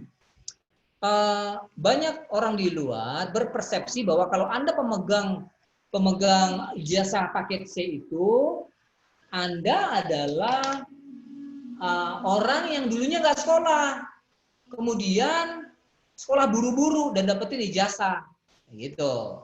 Karena kan dulu memang kejar paket ABC itu untuk mereka-mereka yang putus sekolah, kan. Jadi sebenarnya gini, image di lapangan seringkali ya masih ada ijazah kejar paket C itu lebih rendah daripada ijazah yang formal, gitu loh, ya kan. Makanya kenapa orang underestimate ya kamu nggak terima. Tapi coba kalau Anda datang gini, Anda dulu sekolah di mana? Saya homeschooling Bu, ini ijazah paket C saya. Ini ijazah saya homeschooling gitu ya. Orang tuh langsung beda sekali waktu kita bilang, saya lulus kejar paket C dengan saya homeschooling Bu. Kenapa? Karena antara anak paket C dengan anak homeschooling memang beda. Anak paket C, karena satu sebab tidak pernah belajar gitu ya. Mungkin ya banyak orang tua yang nggak sempat ngajar atau gimana ya, putus sekolah nggak punya uang misalnya, nggak sempat belajar. Jadi mereka tidak mengalami proses pembelajaran. Tetapi anak homeschooling ini kalau belajar baik-baik mereka anak-anak mandiri. Mereka belajar mandiri, mereka kerja mandiri, mereka tanggung jawab. Waduh, terlalu banyak positive value yang bisa dimiliki anak homeschooling. Jadi pede saja datang dengan ijazah paket C. Saya homeschooler. Ya, hanya begitu yang bisa mengangkat ya. Maksudnya gini, dulu orang mempertanyakan homeschooling. Tapi zaman sekarang ini orang berlomba-lomba pengen homeschooling. Loh, kenapa? Kenapa kok nggak apa dulu? Bukankah ragu-ragu? Bukankah itu itu enggak rendah gitu segala macam. Tapi ternyata ya semakin terbuka lah orang bahwa enggak kok, setara kok. Malah ada value-value yang muncul lah, yang bisa dimiliki anak-anak homeschooling. Itu aja ya. Oke, lanjut ya Bang. Ya. Ada yang bertanya dari Junianson dari Batam. Ya. Untuk pendaftaran ke lembaga seperti Primagama dan lain-lain, apakah harus dari awal atau bisa diakhiri? Contoh. Untuk setara SD, apakah bisa menjelang usia naik kelas 7? Dan ada lanjutan pertanyaannya. Dan boleh sharing berapakah estimasi biaya yang diperlukan? Ya, seperti itu Bang. Ya, pertanyaannya agak membingungkan ya, karena tadi disinggung lembaga Primagama ya. Sedangkan memang lembaga Primagama ini kan lembaga bimbingan belajar ya, bimbingan belajar. Walaupun Primagama sendiri, jadi Primagama itu kalau saya kemarin ketahui dari teman saya, ada dua bagian lah. Ada satu yang hanya bimbel, ada satu yang juga termasuk ada homeschoolingnya gitu. Jadi kalau masuk homeschoolingnya Primagama pasti ikut bimbelnya. Ya saya nggak promosikan itu ya, silakan aja Anda sendiri, kan banyak pilihan tempat untuk homeschooling. Tapi kalau Primagama sebagai bimbel ya pastinya nggak masuk. Mungkin nggak termasuk pertanyaan tadi ya, karena bimbel kan ya cuma bimbingan belajar. Jadi kayak Abraham dan Timothy tadi kan cuma dapat pertolongan untuk intensif study, intensif tes gitu kan, sehingga dia terbiasa untuk ikut tes ya kan, mungkin itu aja sih anak-anak homeschooler mungkin, karena kan kita anak homeschooler kan tidak selalu tes gitu, jadi waktu mau ujian ya lebih intensif lah, hanya untuk membiasakan.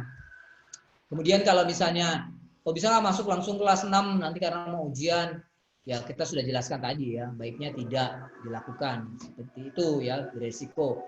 Kemudian berapa biayanya? Ya variatif ya, macam-macam.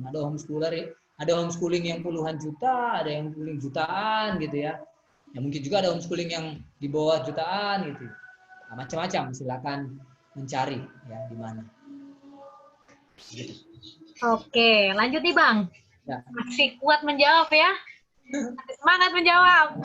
Nah, Oke, selanjutnya tadi kan kita membahas tentang format ijazah ya, ijazah paket C dan ijazah sekolah formal. Apakah ada perbedaan format antara ijazah sekolah formal dan penyetaraan? Apakah persis sama atau ada sedikit perbedaan? Apakah ada perbedaan materi UN sekolah formal dengan ujian penyetaraan paket ABC? Ijazah ya, atau ijazah atau apa tadi? Ijazah, Bang. Ijazah. Perbedaan format antara ijazah sekolah formal dan penyetaraan. Apakah sama atau ada sedikit perbedaan? Berbeda ya. Formatnya kalau di kesetaraan pasti ada tulisannya kesetaraan kan gitu kan. Sedangkan ijazah sekolah biasa ya sekolah biasa, ijazah misalnya SMA apa gitu kan, nggak ada tulisan kesetaraan, pastinya beda. Pastinya kalau orang, oh kamu lulus mana? Ini ijazah saya. Oh ini kesetaraan, sudah pasti bisa teridentifikasi gitu ya. Berbeda dengan sekolah yang formal, ijazah sekolah formal. Masalah ada nilainya nggak? Kalau sekolah formal kan biasanya ada nilai. Nah ijazah kesetaraan mulai berikutnya baru bukan ada nilai kan, seperti itu loh. Jadi bisa sama ada nilai tetapi formatnya beda ya. Tadi kan saya kasih contoh ijazah ya. Kemudian mengenai apa tadi? Sorry ya, saya lupa catat terakhir. Materi UN-nya, Bang. Oh iya. Sama atau beda? Oke. Pelaksanaan, walaupun UN udah nggak ada ya, walaupun UN nggak ada, tapi ya kita ngomongin kemarin lah. Pelaksanaan UN anak-anak kesetaraan itu dilakukan di tempat yang berbeda dari anak-anak sekolah formal ya kan. Waktunya saya lupa ya, sepertinya mirip ya, tetapi tempatnya berbeda. Dan saya tidak tahu pasti ya, saya belum tahu pasti dan membandingkan soal gitu ya. Saya belum pernah membandingkan soal. Sepertinya sekolah non formal tidak sama dengan sekolah formal di dalam materi ujiannya. Sepertinya tidak. Gitu. Artinya tidak lebih tinggi pastinya gitu ya. Tidak lebih tinggi ya. Kalau lebih tinggi mungkin tidak ya, tapi mungkin sedikit lebih di bawah sekolah formal. Tapi saya nggak tahu ya, saya praktisi langsungnya kan tidak ya, dan belum pernah lakukan pembandingan hal tersebut ya dilakukan. Tetapi salah satu siswa kita pernah ujian sekolah di sekolah formal SMP. Artinya waktu dia diuji dengan standar katakanlah sekolah formal dan selesai juga, gitu. Bisa juga, gitu. Mungkin aja ada perbedaan, tapi seberapa besar sih perbedaannya, gitu kan? Namanya matematik ya pasti belajar nanti ya volume dan ya semua bentuk-bentuk kubus dan segala macam kan tetap aja ada ya. Tapi mungkin kalau soalnya jenisnya berbeda, modelnya berbeda, bisa saja terjadi. Tapi subjek-subjek yang dipelajari, ya umumnya itu saja ya. Mungkin begitu. Oke, ini pertanyaan mengenai Kerubium nih Bang. Ya. PKBM Kerubium kan hanya di Bogor ya. Ada rencana punya PKBM di Jakarta. Apa sebuah sekolah formal bisa menjadi PKBM Kerubium? Apa syarat-syarat untuk bisa jadi PKBM Kerubium? Nah, ini menarik nih Bang nih. Oke. Ya, Kerubium bukan PKBM. Ya. Jadi ya ini fungsi kami mungkin fungsi yang unik ya. Saya coba lihat fungsi yang unik kenapa? Ya, mungkin karena background saya legal business ya. Jadi ngelihat ini seperti ngelihat ini ada loh loophole-nya loh, ini ada lubangnya yang kita bisa masuk gitu ya, untuk melakukan sebuah aktivitas ya. Jadi kita bergerak. Jadi Kerubium bukan PKBM. Memang kami punya mitra PKBM di Bogor, teman kami. Kami juga punya mitra PKBM di Manado, ya teman kami. Berdua. Di Jakarta kami belum memiliki teman yang punya PKBM. Dan doakan saja kalau Kerubium juga bisa nantinya punya PKBM di Jakarta. Kita nggak tahu ya. Tapi memang menjalankan PKBM itu sendiri sebuah pekerjaan yang berbeda. Gitu. Jadi kenapa Kerubium hadir? Kerubium ini ingin memfasilitasi orang tua. Kan banyak orang tua bingung. Saya mau jalanin PKBM nih, mau masuk homeschooling nih. Mereka bingung, mereka cari informasi dari ya biasanya dari praktisi homeschooler gitu ya, dari internet segala macam. Nah, mereka sebenarnya butuh di-assist, mereka butuh dibantu, mereka butuh dibuka, diberikan wacana, diberikan informasi, diberikan pandangan gitu ya.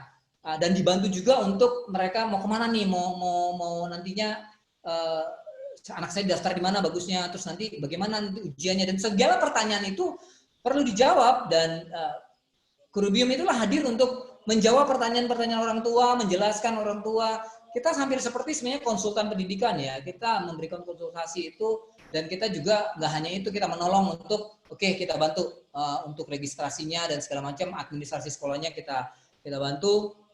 Dan bukan hanya itu, ke depan ini kita sendiri ingin menolong orang tua untuk kita sediain nih modul-modulnya mau dipakai, ini materi-materi yang mau dipakai, tapi itu bukan wajib, itu sifatnya silakan untuk menambah orang tua mengambil materi itu optional gitu ya. Walaupun kita senang sekali kalau Kerubium kan lebih kepada hal yang sifatnya keagamaan ya. Jadi nih ada materi yang bagus nih keagamaan kalau mau dipakai begitu. Jadi kalau dibicara nanti gimana saya mau jadi PKBM Kerubium atau sekolah formal bisa, ya karena kita bukan PKBM ya kita nggak bisa jawab. Kenapa nggak bikin langsung aja PKBM sendiri kalau sudah punya sekolah formal dan ajukan seperti sebuah sekolah biasa ya. Karena mengurus sekolah dengan memfasilitasi para orang tua itu berbeda ya. Jadi posisi Kerubium ini bukan posisi mewakili sekolah kepada orang tua, bukan. Kita sebenarnya posisi mewakili orang tua kepada sekolah. Kita mewakili kepentingan orang tua kepada sekolah. Kita bernegosiasi dengan sekolah. Kita mencari solusi untuk sekolah berani ngambil hal-hal keputusan tertentu lah, supaya untuk kepentingan anak didik, siswa didik, dan orang tua homeschooler. Jadi itu posisi kami Kerubium.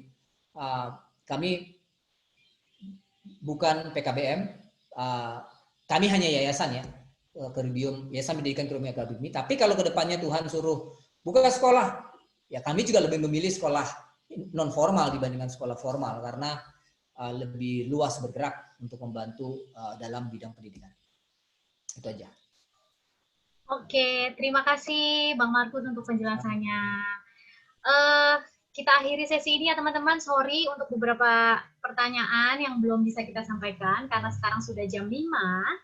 Saatnya kita mengakhiri sesi kita kali ini. Untuk beberapa pertanyaan yang belum terjawab, kebetulan ini rekan-rekan dari BOL nih, nanti akan kita jawab private melalui grup ya teman-teman. Jadi stay tune di grup malam ini, jangan kemana-mana. Oke, untuk menutup acara kita pada sore hari ini, seminar kita pada sore hari ini, sebelumnya kami mengucapkan terima kasih kepada Bang Markus sudah bersedia meluangkan waktunya untuk kita semua di sini. Terima kasih kepada teman-teman yang sudah bersedia juga meluangkan waktunya untuk mendengarkan seminar. Semoga bermanfaat untuk teman-teman. Jadi kembali lagi, untuk teman-teman yang awalnya ragu nih memasukkan anaknya, bagaimana sih nanti kalau misalkan jadi homeschooler, apakah legal, apakah enggak, bagaimana caranya, bagaimana jalannya, tenang aja. Semua itu legal, ada di peraturan pemerintah kita, dan nggak usah khawatir, banyak lembaga-lembaga juga yang bisa bantu, termasuk dari Bang Markus ya. Kalau misalkan ada pertanyaan apa-apa, boleh ya Bang ya, bertanya ke Bang Markus ya. Boleh. Untuk teman-teman yang masih bingung. Oke, untuk menutup acara, oh ya, jika ada pertanyaan lagi silahkan kirim ke Ibu Charlotte di Bread of Life Community dengan nomor 0812 22 02 122. Kalau misalkan nggak punya nomornya Bu Charlotte, chatnya keburu ditutup, boleh japri ke saya. Oke? Untuk menutup acara kita pada sore hari ini, saya meminta bantuan Kak Tabita untuk doa tutup.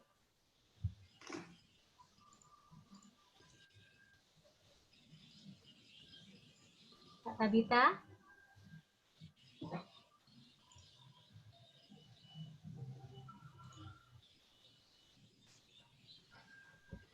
Oke, teman-teman. Mari kita satukan hati. Kita doa.